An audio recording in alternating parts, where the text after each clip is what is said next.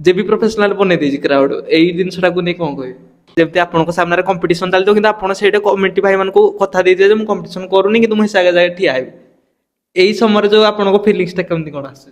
Competition ଯୋଉ ଭାଇମାନେ ଚାହୁଁଛନ୍ତି ତାଙ୍କର କ'ଣ ଦରକାର? କମ୍ପିଟିସନ ଯୋଉ ଭାଇ ଦରକାର ତାର କ୍ୱାଲିଟି ଦରକାର ନାହିଁ କି Quality ତାର କିଛି ଭଲ ଦରକାର ଜିନିଷ ଦରକାର ନାହିଁ। ତାର ଦରକାର ଯେ ଆମ ସେଟଅପ୍ କେତେ ଜୋରରେ ବଜେଇ ପାରିବ ଆମେ ଯେମିତି ଅପୋଜିଟ୍ ପାର୍ଟିରୁ ଜିତି ପାରିବୁ। ଯେହେତୁ ଆପଣ କହୁଛନ୍ତି ଆପଣଙ୍କ ଗାଡ଼ିରେ ଲାଗିଛି କୁ ଏକ୍ସେଲ ହଁ 20 କେତେ କ'ଣ 20 ପିସ୍ ପବ୍ଲିକ ସେଇଟା କହୁଛନ୍ତି ଯେ ପ୍ରୋଫେସନାଲ ଇଏ ୟୁଜ୍ କରୁଛି ତାକୁ ନେଇ କିଛି କହିବେ? ଆଉ ଗୋଟେ କଥା ଏଠି ବାଲେ ଭାଇ ଫାଷ୍ଟ ପଚାରିବି ଜୟ ଜଗନ୍ନାଥ ଗୀତଟା ଭାଇରାଲ ଯେବି ପ୍ରୋଫେସନାଲ କରିଛି ଜୟ ଜଗନ୍ନାଥ ଯୋଉ ଗୀତରେ ବିଟ୍ ୱାଇଜ୍ ବିଟ୍ କହିଲା କ'ଣ 1,70,000 କହିଲା କାଗଜ ପେନ୍ ଧରିକି ଲେଖୁଛ ନା କ'ଣ କହୁଛ ମାନେ କଥା ସାଙ୍ଗେ ସାଙ୍ଗେ ଟକିଂଟା ଚେଞ୍ଜ ହେଇଗଲା। ମୋର କ'ଣ ଭାଇ ଆପଣମାନେ କିଛି ଟେନସନ୍ ନିଅନ୍ତୁନି ମୋର ଯାହା ଜିନିଷ ମୋର ସବୁ ଓପନ୍ ମୋର କିଛି ଲୁଚାଣିଆ ନାହିଁ ନା କି ମୋ ଗାଡ଼ି ସିକ୍ରେଟ୍ କିଛି ନାହିଁ। ମୋର ଭାଇ ଦେଖ ରାସ୍ତାରେ ଗାଡ଼ି ପଡ଼ିଛି ମୋ ଆର ଗାଡ଼ି ନୂଆ ଗାଡ଼ି କିଣିଲେ ମୁଁ ଯାହା ବି ନୂଆ କିଣିବି ସବୁ ମୋ ରାସ୍ତାରେ ପଡ଼ିବ ଏମିତି କିଛି ଟେନସନ୍ ନାହିଁ। ହେ କଥା ନାହିଁ ଭାଇ ତମକୁ ଯିଏ ଗାଳି କରୁଛି କମେଣ୍ଟରେ ଭାଇ ତମେ ତାକୁ ଗାଳି କର। ମୁଁ ମୋ ଫ୍ୟାନ୍ କଥା ବି କହୁନି ତମକୁ ଯିଏ ଗାଳି କରୁଛି ତମେ ତାକୁ ଗାଳି କର ନା ତମେ ମୋ ନାଁରେ ତମ ମଝିରେ ତ ମତେ କାହିଁ ଟାଣୁଛ ମୋ ନାଁ ନେଇ କାହିଁ କହୁଛ? तो हेलो हाय नमस्कार जय जगन्नाथ सांग मैंने welcome back to my YouTube channel DJ show event. तो फाइनली देखि पारुथुवे मु आसी पहुंची डीजे जेबी प्रोफेशनल तो देखि पारुथुवे ताको सेटअप वगैरह थुआ आइजी जोड़ा कि ताकर माने गाड़ी एबे तो भाई प्रोग्राम नाही जेहेतु एटा ताको थुआ आइजी देखि पारुथुवे एटा हाल ताको डीजे गाड़ी जोड़ा कि थुआ आइजी ठीक अछि। तो आज गोटे स्पेशल होम टूर अच्छी आपण मैंने बहुत सारा कमेंट करले भाई केबे आसी होम टूर केबे आसीबो देखंतु भाई बाल्या भाई कर टिके प्रॉब्लम चलला से मु वीडियोटा आनी पार नथली फाइनाली आज रिक्वेस्ट मु आसी पहुंच जाइए आपण मैंने वेटिंग भाई बहुत करछन जहा हो दिल से लव यू समस्त को जहा के खराब हेबेनी किंतु भाई वीडियोटा भाई बहुत कष्ट रे आसी आ बहुत बढ़िया वीडियोटा हेजी मध्ये निहाती आपण मैंने पूरा वीडियोटा देखंतु आ लाइक करिवे कमेंट करेंगे सब्सक्राइब करी हाइपटा करिया भूलिबेनी ठीक अछि। तो पूरा वीडियोटा देखंतु आशा करछि बहुत मात्रा माने बहुत मात्रा आपन भल लागियो ठीक अछि। तो भाई को एमती सपोर्ट करो समस्त सब्सक्राइब करो एमती आकु अपडेट वीडियो बहुत आछी या पर गोटे धमाकेदार होम टूर आछी जोटा कि आपण मान भाबी नथिबे पूरा हेवी होम टूर आछी या पर ठीक अछि। तो चलंतु पूरा वीडियो देखंतु ऑलरेडी मु जेबी प्रोफेशनल घरे अछि तो चलंतु बाल्या भाई को सहित इंटरव्यू स्टार्ट कर दबा ठीक अछि। तो रहिली पूरा वीडियोटा निहाती देखिबे जय जगन्नाथ पूरा वीडियो देखंतु बाय बाय। नमस्कार जय जगन्नाथ सांग मैंने फाइनाली देखि पारुथुवे मु आसी पहुंची डीजे जेबी प्रोफेशनल गोटे वर्ष पूर्व आम फाइनाली गोटे होम टूर करथिलु आज आपण मान डिमांड रे मु आसी पहुंच जाइए। आ गोटे कथा पचारि भाई गोटे मु पोस्ट कम्युनिटी पोस्ट पकईली जेबी प्रोफेशनल आसुची होम टूर किंतु बालिया भाई टिके असुविधा थिला फास्ट ऑफ ऑल तो हेति टिके लेट हो गला तो क्षमा करियो सेति मु क्षमा चाहूची। आउ निहाती ए वीडियोटा आपण एई जाके देखुचंदी एइडू स्टार्ट करी लास्ट तक निहाती पूरा वीडियोटा देखिबे बाल्या भाई को सहित किछ कथा हबा केमदी कोन आकु कोन सेटअप रे अपडेट आसुची आउ परफॉर्मेंस केमदी कोन रहिबो आउ किछि आपण को मतरे जो कमेंट दिले किछटा पचारिबा ठीक अछि। प्रथम तो पुणी थरे बाल्या भाई को मो चैनल रे स्वागत जणाउची केमिति अछंदी भाई एते मात्रा रे सेटअप एबे तो सीजन ऑफ पुणी चललानी धीरे धीरे आकु तो आसीउची पुणी गणेश पूजा आसीबो एबे केमदी कोन अछंदी? नमस्कार जय जगन्नाथ भल अच्छे माने कहउतले जे टिके देह पा खराब थिला देह व्यस्त थी माने कौन कि जो देह मोर खराब नाला मो पुअटा टे देह टे थिला खराब तो काली एक्चुअली हेल्थ समय बाहरी पालानी एक्चुअली पुअटा जो देह खराब था सकाल एक्चुअली डॉक्टर सहित परामर्श कला से नथिले सार कहले जे मु संध्या बेले रही उपरोले टे जो देखा करबा पळेली लेट नाइट हो गला। काली हमर प्लान थला वीडियो करिवार बाल्या भाई कर टी व्यस्तता जो ताको पो को देह खराब थिला तो से टाइम दे पार नथले सेटा भाई आ कोन करि परिया तो फाइनली से सकाळ डाकिले कहले भाई ए जो वीडियोटा आपन देखुछन एबे ही शूट होउछ सकाळे आ निहाती आशा करछि वीडियोटा आपन को बहुत मात्रा भल लागो। फास्ट ऑफ ऑल तो पचारि भाई जे बी प्रोफेशनल जोटा आपन को विषय तो सब पब्लिक जानि चंदी कोडू स्टार्ट हेतला कोन हेतला ए विषय पचारियानी जदि पचारि फास्ट जे बी प्रोफेशनल आज की से पूर्वरु स्टार्ट करथिला आज ए जगह रे अछि आउ सेटा आपण काहाकू कोन माने प्रेरिटा देबे माने काहा पय आपण ए जगह रे अछंती सबुरी देखो आजिका जमाना रे जिते भी डीजे इंडस्ट्री रे जिते भी डीजे ओनर अछन जिते सेटअप अछन जार जे वैल्यू बढ़ुची केवल हला से पब्लिक पय तो सब पब्लिक जो ही समस्त कर वैल्यू हला जा पाखर पब्लिक नहीं तार वैल्यू किछ नहीं हला तो यार श्रेय संपूर्ण पब्लिक लोकंको ऊपर ही श्रेय लोकंकर भल पाइबा जो ही आमे सब आज ए जगह रे गोटे कथा पचारे आपण कहले पब्लिक को पई आमे ए जगह रे अछु ଆପଣ ଯୋଉ ମେହନତଟା କରୁଛନ୍ତି ଆପଣଙ୍କ ଡିଜେରୁ ଯୋଉ ଆଉଟପୁଟଟା ଆମେ ପାଉଛୁ ମାନେ ଯୋଉ ଜିନିଷଟା ପାଉଛୁ କି ସେ ସାଉଣ୍ଡ କ୍ୱାଲିଟି ହଉ କି ଯୋଉ ଅପରେଟିଂ ଯିଏ ବି କରୁଛନ୍ତି କି ଯିଏ ଲାଇଟ୍ ପକଉଛନ୍ତି ଯୋଉ ଜିନିଷଟା ଆପଣ କେତେ ମେହନତ କରୁଛନ୍ତି ଏଇ ଜାଗାକୁ ଆଇଛନ୍ତି? ଶୁଣ ତାର ମେହନତ କ'ଣ ଆଜିକାଲି ଆମର ତ ଆଜିକାଲି ଇଣ୍ଡଷ୍ଟ୍ରିର ହେଇଗଲା ପାଖାପାଖି ପାଖାପାଖି 22-24 ବର୍ଷ ହେଇଯିବ ଠିକ୍ ସେ ମୁଁ ଜାଣିନି। ମାନେ ଡିଜେ ଇଣ୍ଡଷ୍ଟ୍ରି ହଁ ଆମେ ସଦାବେଳେ କ'ଣ କି ଆମେ ଗୋଟେ ଜିନିଷ ସଦାବେଳେ ମେଣ୍ଟେନ୍ ରଖୁଛୁ ମାନେ କେଉଁ ଜିନିଷଟା ଟିକେ କମି ରହିପାରେ କିନ୍ତୁ ଭାବୁଛୁ ଯେ ଗୋଟେ କ୍ୱାଲିଟି ମେଣ୍ଟେନ୍ କରିବୁ ଆଉ ଗୋଟେ କ୍ୱାଲିଟି ଜିନିଷ ଲଗାଇବା ଉପରେ ସଦାବେଳେ ଆମେ ଫୋକସ୍ କରୁଛୁ ବୁଝିଲେ କି ସେଥିପାଇଁ ଆମେ ସଦାବେଳେ ଯେଉଁ କ୍ୱାଲିଟି ଉପରେ ହଉ କି କ୍ଲାରିଟି ଉପରେ ହଉ କି ଯେକୌଣସି ଜିନିଷଟା ଉପରେ ଆମେ ଗୋଟେ ଫୋକସ୍ କରି ରଖୁଛୁ ଯେ ନାହିଁ ଏଇ ଜିନିଷଟା କେମିତି କରିବା ତା ସହିତ ଲୋକମାନଙ୍କର ଭଲ ପାଇବା ଅଛି ଲୋକମାନେ ଆମେ ଦେଖୁଛୁ ଆମେ ଯଦି ଗୋଟେ କ୍ୱାଲିଟିର ପ୍ରୋଗ୍ରାମ କରୁଛୁ ଯଦି ଗୋଟେ ଭଲ ଜାଗାରେ ପ୍ରୋଗ୍ରାମ କରୁଛୁ ମାନେ ବହୁତ ଉତ୍ସାହ ବହୁତ ଖୁସି ଲାଗୁଛି ବୁଝିଲେ ନାହିଁ। ଏଇ ଲାଷ୍ଟ କଥା କହୁଛି ଯେଉଁ ଗାଙ୍ଗିଜୋଡ଼ି ଯାଇଥିଲୁ ଜଷ୍ଟ ଗାଙ୍ଗିଜୋଡ଼ି ପ୍ରୋଗ୍ରାମ ଆମ ଗାଡ଼ି 4 ନମ୍ବର ନା 5 ନମ୍ବର ଥିଲା ଆମେ ବାହାରିକି ଆସୁଛୁ ଛକ ପହଞ୍ଚିବା ପାଇଁ 50 ମିଟର 100 ମିଟର ଥିଲା ଟିକେ ଟିକେ ବର୍ଷା ପକେଇଲା ମାନେ ମୁଁ ମାନେ ଠାକୁରଙ୍କୁ ମୁଣ୍ଡିଆ ମାରୁଥିଲି ପ୍ରଭୁ କମ୍ ସେ କମ୍ 10-15 ମିନିଟ୍ ଅଧଘଣ୍ଟା ଯାଏ ବର୍ଷା ନ ହଉ ଏତେ ଲୋକ ଅଛନ୍ତି ଏତେ ଲୋକ ଅପେକ୍ଷା କରିଛନ୍ତି ଲୋକ ଦେଖିବେ ବୋଲି ପ୍ରଭୁ ଛକଟା ପାର ହେଇଯାଉ ଆଉ ଛକଟା ପାର ହେଇଯାଉ କମ୍ ସେ କମ୍ ଆମର ସବୁ ବର୍ଷଟା ହେଇକି ଛକଟା ପାର ହେଇଯାଉ ତାପରେ ପ୍ରଭୁ ବର୍ଷା ହେଲେ ଚଳିବ। ଯାଉ ଭଗବାନଙ୍କ ଦୟାରୁ ମାନେ ବର୍ଷା ଟିକେ ଟିକେ ପକଉଥିଲା ପାଲ ଫାଲ ଅଲରେଡ଼ି ସବୁ ବନ୍ଦ ବାନ୍ଦ କରି ଢାଙ୍କିବା ବ୍ୟବସ୍ଥା କରିଥିଲୁ ପୁଣି ଯାହା ହଉ ବର୍ଷା ହେଲାନି ଭଲରେ ଭଲରେ ହେଇଗଲା। ହଁ ବହୁତ ଲୋକ ଥିଲେ ଆଉ ବହୁତ ଖୁସି ତାର ଖୁସି ଗୋଟେ ନିଆରା ମୁଁ ନିଜେ ଗାଡ଼ି ଉପରେ ଛିଡ଼ା ହେଇଥିଲି ଉପରେ ଭିଡ଼ିଓ ବି କରିଦେଲି ମାନେ ବେଶୀ ଆମେ ତ ଜାଣିଛୁ ଯେ ଭିଡ଼ିଓ ପ୍ରାୟ ମାନେ କ'ଣ କହିଲେ ଆମର ୟଙ୍ଗ ଜେନେରେସନ୍ ପିଲାମାନେ ଦେଖନ୍ତି ସେଇଟା ଯେତିକି ଜେଣ୍ଟସ୍ ଥିଲେ ସେତିକି ଲେଡ଼ିଜ୍ ବି ଥିଲେ ସମସ୍ତେ ଦେଖୁଥିଲେ ସେଇଟା ତା ଆଡ଼ୁ ଖୁସି ଆଉ କ'ଣ ଅଛି ସେଇଟା ହେଲା ଲୋକଙ୍କର ଭଲ ପାଇବା।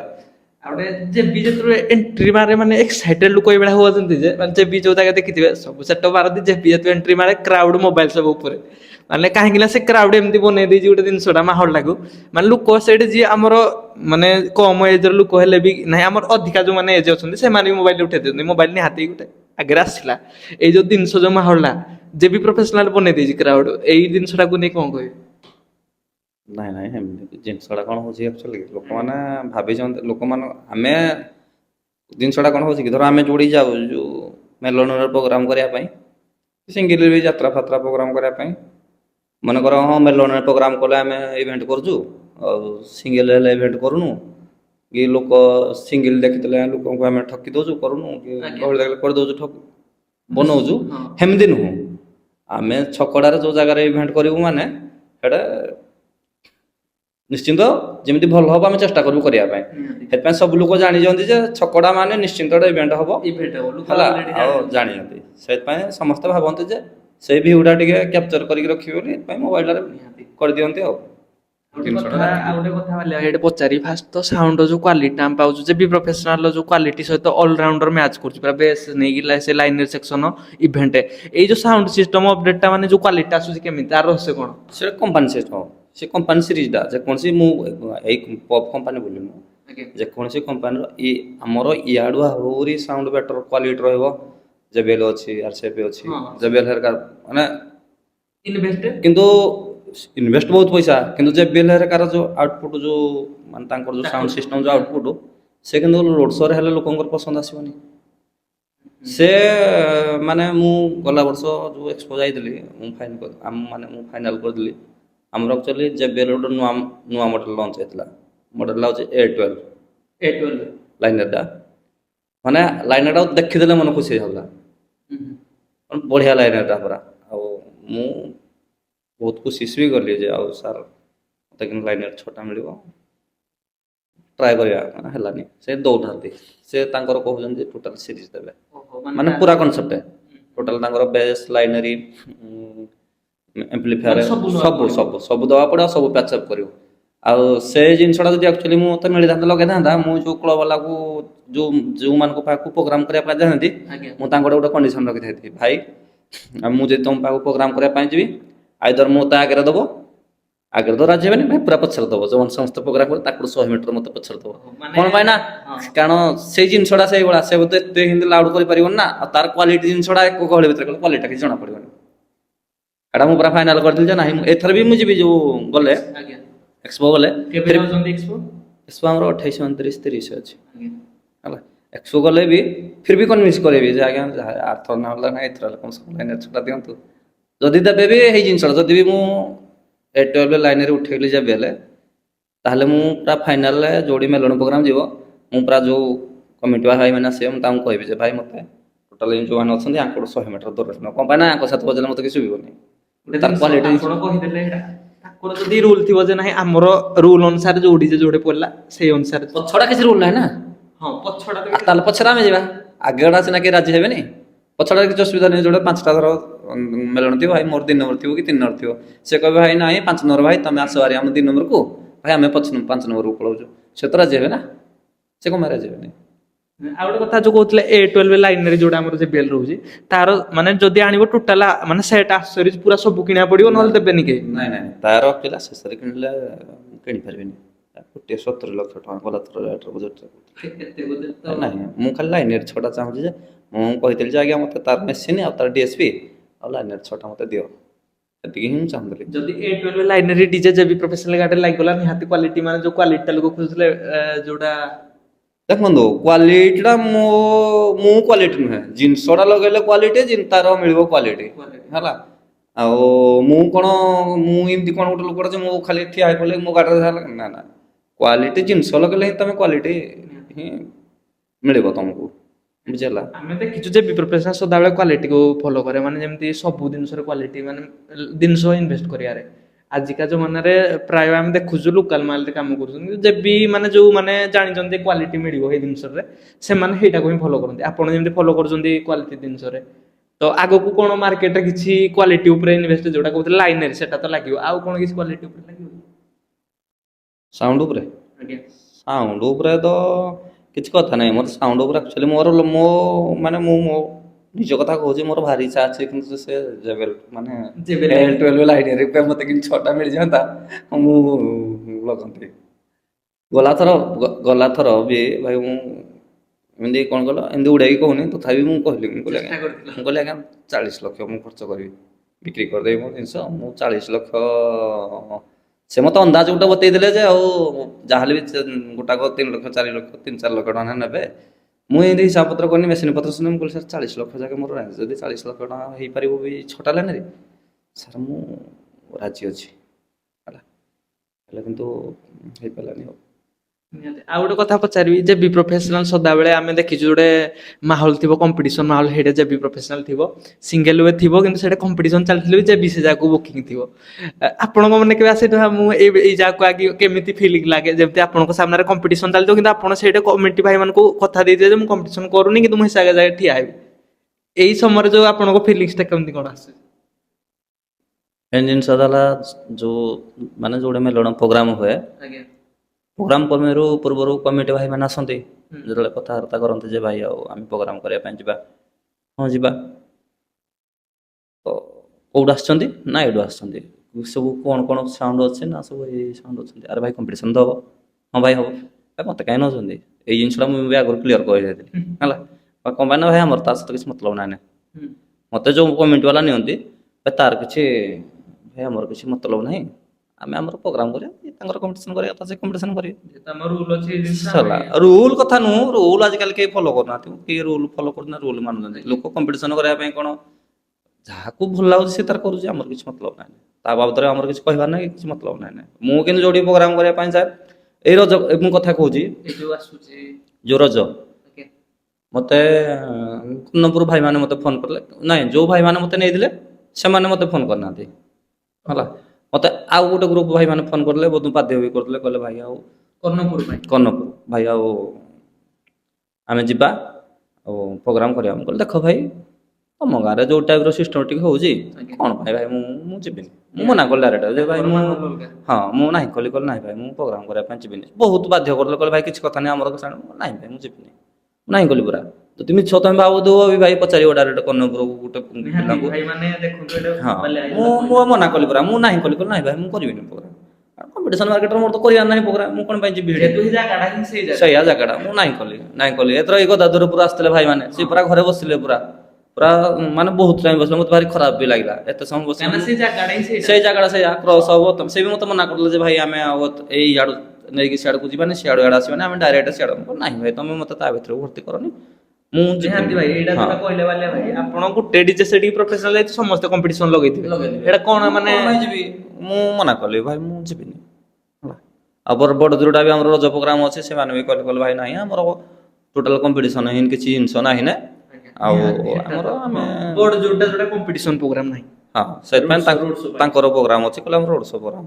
ନିହାତି ଆପଣ ମାନେ ଦେଖନ୍ତୁ ଭାଇ, ଆପଣ ମାନେ ଯୋଉ କହୁଛନ୍ତି କମ୍ପିଟିସନ ଯେ ବି ପ୍ରଫେସନାଲ ସେ ରୋଡ ଶୋ ପାଇଁ ଫଲୋ କରୁଛି, ଆଉ ଗୋଟେ କ୍ୱାଲିଟି ମେଣ୍ଟେନ ସହିତ ଇଭେଣ୍ଟ ସହିତ ମାନେ ପୁରା ପ୍ରଫେସନାଲ ଉପରେ ଫଲୋ କରୁଛି, ଯେହେତୁ ତାକୁ ମାନେ ଏଇ ଜିନିଷ କରିବାକୁ ଇଚ୍ଛା ହବନି କୋଉଠି କି ଯେତେ ଆପଣ ଯେତେ ଇଏ କଲେ ବି ସେ ଆପଣଙ୍କର କଣ ଦରକାର, ଆପଣଙ୍କର ଯୋଉ ଜିନିଷ ଦରକାର ସେଇ ଜିନିଷ ଆପଣ ବୁକିଂ କରିପାରିବେ, କଲ୍ କରିପାରିବେ, ଆଉ ଆପଣ ସେଇ ଜିନିଷ କହୁଛନ୍ତି ଯୋଉ ଆଉ ଗୋଟେ ଜିନିଷ ଯୋଉମାନେ ଭାଇମାନେ ଚାହୁଁଛନ୍ତି କମ୍ପିଟିସନ ଯୋଉ ଭାଇମାନେ ଚାହୁଁଛନ୍ତି ତାଙ୍କର କଣ ଦରକାର, କମ୍ପିଟିସନ ଯୋଉ ଭାଇ ଦରକାର ତାର କ୍ୱାଲିଟି ଦରକାର ନାହିଁ କି ତାର ଭଲ ଜିନିଷ ଦରକାର ନାହିଁ, ତାର ଦରକାର ଯେ ଆମ ସେଟକୁ କେତେ ଜୋରରେ ବଜେଇ ପାରିବ, ଆମେ ଯେମିତି ଅପୋଜିଟ ପାର୍ଟିରୁ ଜିତି ପାରିବୁ ନା କଣ ଲାଉଡ ଦରକାର। ତ ଆମର ତ ଆମ ଇଣ୍ଡଷ୍ଟ୍ରିରେ ତ ଭାଇମାନେ ଅଛନ୍ତି ପୁରା ହେଭି ଲାଉଡ କଲା ଭଳିଆ ତ ବହୁତ ତ ତାଙ୍କୁ କଣ୍ଟାକ୍ଟ କରିବ ନା ଆଉ, ତ ଆମକୁ ନେଇକି କଣ ଭାଇ ତମେ ଆମକୁ ଶୁଣ, ଯୋଉମାନେ କଥାଟା କଣ ହଉଛି କି ମନେ କରନ୍ତୁ ଯିଏ ପ୍ରୋଗ୍ରାମ କରିବା ପାଇଁ ଆମକୁ ଯଦି 2 ଜଣ କି 4 ଜଣ ଆସନ୍ତି, ସେମାନେ ଧର ଆମ ସହିତ କମେଣ୍ଟମେଣ୍ଟ କରିକି କଥା କରିଦିଅନ୍ତି ନାହିଁ ଭାଇ ଆମର କିଛି ହବନି, ଆଉ ଆମକୁ କେହି କହିବେନି, ଆମେ ପ୍ରୋଗ୍ରାମ କରିବା ପାଇଁ ଯିବା, ତ ଆମେ ପ୍ରୋଗ୍ରାମ କରିବା। ଆଚ୍ଛା କମିଟିର ତ 2 ଜଣ ସଦସ୍ୟ ନୁହନ୍ତି ନା, କମିଟିର ସଦସ୍ୟ ଲୋକ 50 60 100, ଆଉ ପିଲାମାନେ ଟିକେ ଯେତେବେଳେ ଭଲ ମୁଡରେ ଥିବେ ଭଲ ମୁଡରେ, ଯେତେବେଳେ ଟିକେ ବୁଲି ଆସନ୍ତି, ବୁଲି ଆସିଲା ପରେ ଯେତେବେଳେ ମୁଡଟା ଆମର ବାଜୁନି, ଏତେ ପଇସା ନବ, ସିଏ କରୁଛି, ଇଏ କଣ ପାଇଁ କରିବେନି, କଣ ପାଇଁ ନାନା କଥା ବିଭିନ୍ନ କଥା ଗୁଡା ଏତେ ବାଟରେ ଏତେ କଥା ଯିବା ପୂର୍ବରୁ ତା ପୂର୍ବରୁ ସବୁ ଜିନିଷ କ୍ଲିୟର କରିଦେଇଥିବ, କଥା ସଲା ଭାଇ ହବନି, ଯୋଉ ଜିନିଷଟା ହବନି ନାହିଁ କଲେ ବୁଝିଲେ ନା। ଏଇଟା ଏଇ କଥାଟାକୁ ନେଇକି ମୁଁ ଏଠି ଗୋଟେ ପ୍ରଶ୍ନ ପଚାରିବି, ଯୋଉ କମିଟି ଭାଇ ମାନେ ଏଇନା ଆପଣଙ୍କ ପାଖକୁ ବୁକିଂ କରିବାକୁ ଆସିବେ କଣ କହିବେ? ସେ କିଛି ନାହିଁ ଭାଇମାନେ ସମସ୍ତେ ଜାଣିସାରିଛନ୍ତି, ଆଉ କାହାକୁ କହିବାକୁ ପଡୁନି, ସବୁ ଟୋଟାଲ ଓଡ଼ିଶା ସାରା ସମସ୍ତେ ଭାଇମାନେ ଜାଣିଛନ୍ତି ଯେ ଏଇ ଲୋକଟାକୁ କମ୍ପିଟିସନ ମଧ୍ୟ ଜିନିଷ ହେଲା, ଟୋଟାଲ କେହି ଆସିବେନି, କେହି ପଚାରୁନାହାନ୍ତି ଘରକୁ ବି। ବର୍ତ୍ତମାନ ଯୋଉ ଭାଇମାନେ ଆସୁଛନ୍ତି ବୁକିଂ କରିବା ପାଇଁ ସେ ଜାଣିଛନ୍ତି, ସେମାନେ କେହି କହୁନାହାନ୍ତି ପଚାରୁନାହାନ୍ତି ଯେ ଭାଇ ଦେଖନ୍ତୁ ଗୋଟେ ଜିନିଷ ହେଲା କଣ କି, ଯଦି ମୋର କମ୍ପିଟିସନ ୱେରେ ମୁଁ ଭାଇ ଆରମ୍ଭରୁ କହୁଛି ମୁଁ କେବେ କମ୍ପିଟିସନ ୱେରେ ମୁଁ କେବେ ରହିବା ପାଇଁ ଚାହୁଁନି, ଏ କଥା। ଦ୍ୱିତୀୟ କଥା ହେଲା ମୁଁ କମ୍ପିଟିସନ କରିକି ନାଁ କମେଇବା ପାଇଁ ବି ମୋର ଦରକାର ନାହିଁ, ମୋର ଭଗବାନଙ୍କ ଦୟାରୁ ଯେମିତି ସିଷ୍ଟମ ଚାଲିଛି ସବୁ ଯାହା ଟାଇମରେ ଚାଲିଛି ଯାହା ଚାଲିଛି ମୁଁ ଠିକ ଅଛି। ଦ୍ୱିତୀୟ କଥା ହେଲା କଥାଟା ହେଲା କଣ ନା, ଯଦି ମୁଁ କମ୍ପିଟିସନ ୱେରେ ରହିଯାନ୍ତି ତାହେଲେ ମୁଁ ଆମର ଯୋଉ ଭଦ୍ରକ ଯୋଉ ପ୍ରୋଗ୍ରାମ ଯିବା ପାଇଁ ଯୋଉ ଗଲୁ ଆମେ ଭଦ୍ରକ ପ୍ରୋଗ୍ରାମ ପାଇଁ, ମୁଁ ଯୋଉ ଜିନିଷ କିଣିଲି ମୁଁ ତ ନ କିଣିକି ମୁଁ ତ କିଣିଦିଆନ୍ତି ପ୍ରେସର ମିଟ୍ କିଣିଦିଆନ୍ତି, ତ ମୁଁ କଣ ପାଇଁ ଜିନିଷ ଉପରେ କଣ ପାଇଁ ଫୋକସ କଲି। ଆମେ ଯୋଉ ଭଦ୍ରକ ଗଲୁ, ଭଦ୍ରକ ଯିବା ପୂର୍ବରୁ ମୁଁ ନୂଆ ଡିସପ୍ଲେ କିଣିଲି, ଟର୍ନାଡୋ ସାର୍ଫି, ମୁଁ ଜାଣିଛି ଯେ ଟର୍ନାଡୋ ସାର୍ଫି ମୋର ଏ ବର୍ଷ ଚେଞ୍ଜ ହବନି ହେଲା, କାରଣ ଆଡୁ ଭଲ ସାର୍ଫିଟା କିଛି ଆସିନି ନା।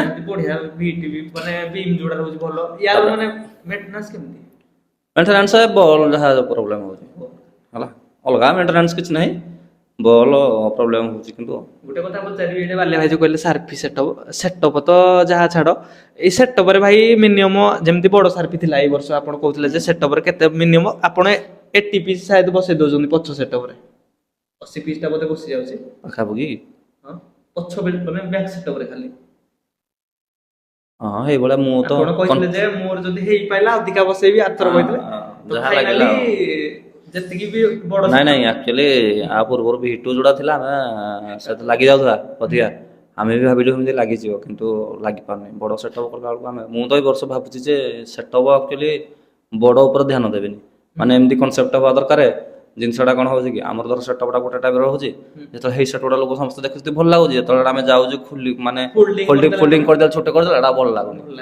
ଏଇ କନସେପ୍ଟ ଗୋଟେ ଏଇ ଟାଇପର କରିବା ଯେମିତି ମାନେ ସବୁ ଜାଗାରେ ଯେମିତି ଓପନ ହେଇପାରୁଥିବ, ସବୁ ଜାଗାରେ ଓପନ ଥିବ। ହଁ ହଁ ଏଇ ଟାଇପର ଗୋଟେ। ତାହେଲେ ମୁଁ ଯଦି କହିବି ଏଇଟା ତ ତାହେଲେ ଆପଣଙ୍କ ମାଇଣ୍ଡ ସେଟ୍ ଯେ ବଡ ସେଟଅପ୍ କଣ ରହିବ ନା ସ୍ମଲ୍ ସେଟଅପ୍ ଆସିବ? ନାହିଁ ଛୋଟ ବଡ଼ ସେଟଅପ୍ କଥା ନୁହଁ, କନସେପ୍ଟ ଏମିତି ଆସିବ, ବଡ ବି ଥିବ, ହଁ ବଡ଼ ହେଇପାରିବ ଛୋଟ ବି ହେଇପାରିବ ଏମିତି କଥା ନୁହଁ, କିନ୍ତୁ ଗଣେଶ ପୂଜା ହେରିକା ଟାଇମରେ କଣ ଯେମିତି ଏମିତି ଗୋଟେ କନସେପ୍ଟ ହବା ଦରକାର ଯେମିତି କନସେପ୍ଟଟା ଆମର କ'ଣ ଏଇ ସେଟର ଏକା ପୁରା ବଡ଼ ବଡ଼ କନସେପ୍ଟରା ନା ପୁରା ଆରମ୍ଭରୁ ଯାଉଛି ଛକ ପଡ଼ିଲେ ଖୋଲା ହେଉଛି ନହେଲେ ନାହିଁ ପୁରା ଛକ ଉପରେ ପୁରା ଖୋଲା। ଆମେ ଏଇ ଯୋଉ ଗାଙ୍ଗିଜୁଡ଼ି ଯାଇଥିଲୁ ଗାଙ୍ଗିଜୁଡ଼ି ଆରମ୍ଭରୁ ଆଇଲୁ ଛକରେ ତାକୁ ଖୋଲା କଲା ହେଲା ତାପରେ ଗଲା ପରେ ଏଣ୍ଡ ସରିଲା ପୁରା ସରିବା ପର୍ଯ୍ୟନ୍ତ ଏମିତିଟା ଭଲ ଲାଗୁନି ଲୋକକୁ ଆଉ ଏଇଟା ସେଟା ଲୋକଙ୍କ କଥା ନୁହଁ ଏଟା ଜିନିଷ ଆମକୁ ବି ଭଲ ଲାଗୁନି ପବ୍ଲିକ ନେବେ ଗୋଟେ ସେଟପଟା ଏତେ ସାର ଫି ଲାଗିଛି ଏ ଜିନିଷ ପ୍ଲେ ହେଇପାରୁନି ତ ଆଶା କରୁଛନ୍ତି ଯେ ଏଥର କିଛି ଗୋଟେ ଭାବିଛନ୍ତି ପୁରା।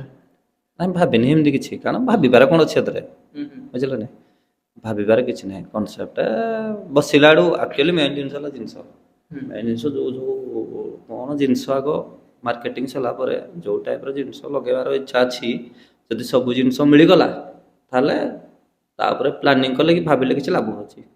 ଆମେ ଗୋଟେ ଟାଇପ୍ର ପ୍ଲାନିଂ କରିଦେଇଥିବା ଭାବି ଦେଇଥିବା ଜାଗା ଉପରେ ଆସିଲା ବେଳକୁ ଜିନିଷ ନଥିବ ସେଇଟା ହେଲା ହିଁ ପ୍ରୋବ୍ଲେମ୍। ନିହାତି ମାନେ ଆଉ ଗୋଟେ କଥା ପଚାରିବି ଜେବି ପ୍ରଫେସନାଲ ଆଜିକି ଦେଖିପାରୁଥିବ ମାର୍କେଟରେ ବହୁତ କପି ବାହାରୁଛି ମାନେ ଜେବିକୁ ନେଇକି କିଛି କପି କରୁଛନ୍ତି କି ହଉ କି ଆମେ ଜେବି ମାନେ ଏମିତି ବସେଇବୁ କି ତାଠୁ ସେ କପି କରନ୍ତି କିନ୍ତୁ ଜେବି ପ୍ରଫେସନାଲ ଆଗରୁ ସେଇ ଜିନିଷଟା ଫଲୋ କରି ଆସିଛି ଏମିତି ସେଟପରେ ଯୋଉଟା ଏବେ ଚାଲିଛି ରିସେଣ୍ଟଲି ଆଗରୁ ବି ଯେମିତି ଥିଲା ଯଦି କହିବେ ଆପଣଙ୍କୁ କେତେ ମାତ୍ରାରେ ଇଏ ଲାଗୁଛି କି ନାହିଁ ମୋଠୁ କପି ହଉଛି ପ୍ରାୟ ସେଟପ?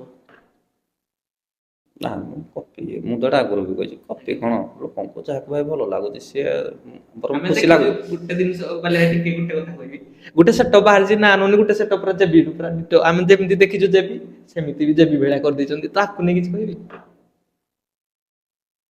କହିବାରେ କ'ଣ କହିବି ଖୁସି ଲାଗୁଛି ଯାହା ହଉ ଭାଇ ଜଣେ ଲୋକ ମତେ ଖୁସି ଲାଗେ ଯାହା ଆମେ ଗୋଟେ ଜିନିଷ ମେନ୍ ଜିନିଷଟା କିଏ କପି କଲା ସେଥିରେ ଦୁଃଖ କିଛି ଲାଗୁନି ଖୁସି ଲାଗୁଛି ଏଥିପାଇଁ ଯେ ଯାହା ହଉ ମୁଁ ଗୋଟେ କନସେପ୍ଟ କରୁଛି ଗୋଟେ ପବ୍ଲିକ କଥା ଛାଡ଼ି ଦିଅ ପବ୍ଲିକ ତ ଜଣେ ଭାଇ ଜଣେ ଧର ଡିଜେ ଅନର ତାକୁ ଭାଇ ଭଲ ଲାଗୁଛି ଯାହା ହଉ ସେ କନସେପ୍ଟଟା କରିଛି ଏଇଟା ହେଲା ଖୁସି ଜିନିଷ ସୁବିଧା ଆମେ ଯେକୌଣସି ଆକ୍ଚୁଆଲି ଜିନିଷଟା କରୁଛୁ କ'ଣ ସେଟଅପ୍ଟା କନସେପ୍ଟଟା ବନେଇବା ପୂର୍ବରୁ ଆମେ ଭାବୁଛୁ ଯେ କେମିତି ମାନେ ସେଫ୍ଟି ଆଉ ନିଜର ସୁବିଧା ମାନେ ଜାଗା ଉପରେ କେମିତି ଯେତେ ଜଲ୍ଦି ସେଟଅପ୍ ହେଇପାରିବ କେତେ ଜଲ୍ଦି କନସେପ୍ଟଟା ଜଲ୍ଦି ତିଆରି ହେଇପାରିବ ମାନେ ଯେମିତି କାମ କରିବାଟା ଇଜିଲି ହବ ତା ଉପରେ ଆକ୍ଚୁଆଲି ଦେଇକି କାମଟା କରାଯାଏ।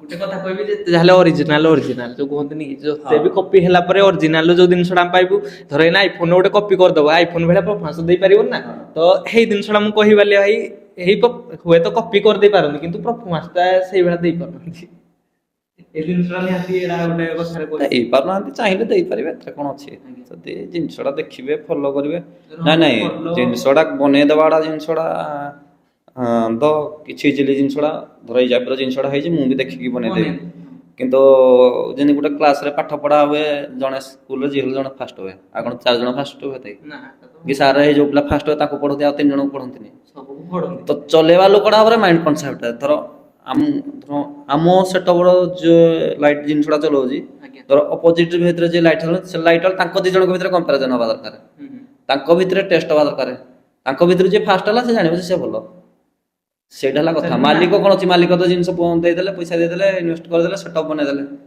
ମାଲିକ ନିଜେ ଚଲାଉନାହାନ୍ତି ନା ତାହେଲେ ଯିଏ ଚଲାଉଛି କନସେପ୍ଟଟା ତା ଉପରେ ଡିପେଣ୍ଡେବଲ୍ କରେ ନା କ'ଣ ଅଛି। ଏବେ ତ ଭାଇ ଆପଣଙ୍କର ସେଟଅପରେ ଯେମିତି ଆପଣଙ୍କ ନିଜ ଭାଇ ବୋଧେ ପ୍ଲେ କରୁଛନ୍ତି ଯୋଉ ଆମର ଲାଇଟ୍ ରିସେପ୍ସନ ଆଉ ଲିଟନ ଭାଇ ତ ଆପଣ ଜାଣିଥିବେ ଆଜ୍ଞା ପ୍ଲେ ପଟେ ତ ସେଇ ଯୋଉ ଲୋକ ଆମର ସମସ୍ତେ ଅଲରାଉଣ୍ଡର ସମସ୍ତେ କିଛି କିଛି ବି କରିପାରିବେ ଏମିତି କିନ୍ତୁ ପ୍ରଫେସନାଲ ତା ଲାଇନ୍ ହୁଏ ତା ଲାଇନ୍ ତାର ହେଲା ମାନେ ଯୋଉ ଜାଗାରେ ଧର ଆମର ମେଲଣ ଫେଲଣ ହୁଏ ପ୍ରଫେସନାଲ ଜିନିଷଟା ତାର ବିକ୍ରିର ଲାଇଟ୍ ରିଟର୍ନର ସାଉଣ୍ଡ ଠିକ ଅଛି ସେମିତି ବି ନୁହଁ ଯେ ହଁ ସେ ନାହିଁ ନା ସେ ବି 2 ଜଣ ଯାକ କରିପାରିବ ସେ ନାହିଁ ସେ ବି କରିପାରିବ ସମସ୍ତେ କରିପାରିବେ କିଛି ମତଲବ ନାହିଁ। ନିହାତି ତ ଏଇ ଜିନିଷଟା ଯେ ବିର ଅଲରେଡି ଆମେ ଫଲୋ ଦେଖିଛୁ ଯେ ଲାଇଟ୍ ଯୋଉଟା ଯେମିତି ଦରକାର ସେଇ ଅନୁସାରେ ଗୀତ ଅନୁସାରେ ଲାଇଟଟା ପକଉଥିବ ସେଇଟା ସବୁ ଜାଗାରେ ଆମେ ଦେଖିଛୁ ଏଇଟା ଧର ଛକ ଉପରେ ବୋଲି ନାହିଁ ସବୁ ଜାଗାରେ ଏମିତି ପ୍ଲେ ହଉଛି ତ ସେଟା ଜଣେ ଲୋକ ସବୁ କଣ୍ଟିନ୍ୟୁଟି ମାଇଣ୍ଡ ମେକଅପ୍ ଦେଲେ ଟାଇମ୍ ଦେଲେ ଏଠୁ ଜଣା ପଡୁଛି ଯେ ଗୋଟେ ଲୋକଟେ ଯଦି ଲାଇଟ୍ ଉପରେ ପୁରା କଣ୍ଟିନ୍ୟୁ 3 ଘଣ୍ଟା ମେହନତ କରୁଛି ସିଏ ଯଦି ଆକ୍ଚୁଆଲି ସେଇ ଜିନିଷଟା ହେଲା ମୁଖ୍ୟ ଜିନିଷ ଯିଏ ଟାଇମ୍ ଦଉଛି ଟାଇମ୍ ନଦେଲେ ଭାଇ ଏମିତି ନାହିଁ ଯେ ହଁ ଏଇଟା ଛକ ଉପରେ ପରଫରମାନ୍ସ ଦେଖିଦେଲି ପୁଣି ଜାଗା ଉପରେ ରୋଡ୍ ଶୋ ଉପରେ ଜାଗା ବୁଲୁଥିବି ସେ ଆମ ବିକିତ ଗାଡ଼ି ଭିତରେ ଚଢ଼ିବ ମାନେ ସେ ତାକୁ ତମେ ତଳେ ପାଇବନି ସେ ଚଢ଼ିବ ଚଲେ ଓହ୍ଲେଇବ ଏମିତି କିଛି ଦେଖିଥିବେ ଗୋଟେ ସେଟଅପ ମାନେ ଗୋଟେ ଛକ ଉପରେ ଦେଖିଥିବେ କ'ଣ ପରଫରମାନ୍ସ ଦେଖିଲା ରୋଡ୍ ଶୋ ଉପରକୁ ଗଲାକୁ ନାହିଁ ଏମିତି ଜିନିଷ ନାହିଁ ମେହନତ କରୁଛନ୍ତି 3 ଘଣ୍ଟା ପୁରା ଆମେ ପବ୍ଲିକ କୋଠୁ ପଇସା ନେଇଛୁ ମାନେ ଆମେ 3 ଘଣ୍ଟା ଗୁଡ଼ା ଆଜିକାଲି ତ ଯେକୌଣସି ପ୍ରୋଗ୍ରାମଟା କଲେ ମିନିମମ୍ ତ 4-5 ଘଣ୍ଟା ହେଉଛି 3 ଘଣ୍ଟା ହବ। 4-5 ଘଣ୍ଟା ଯଦି କହିବା 4-5 ଘଣ୍ଟା ପରଫର୍ମାନ୍ସ ପୁରା ଦଉଛନ୍ତି ହଁ full to full। ପୁରା କଣ୍ଟିନ୍ୟୁ ଟାଇମ୍ ସେ ହିଁ ଛିଡ଼ା ହେଉଛି ଗାଡ଼ି ଭିତରେ। ସେ ଛିଡ଼ା ହେଇ ତା ଗାଡ଼ି ଭିତରେ ତା ବେଳେବେଳେ ତା ଅଣ୍ଟା ଫଣ୍ଟା ସବୁ ପେନ୍ ହେଲାଣି ବେଳେବେଳେ ଜଙ୍ଗ ଫଙ୍ଗ।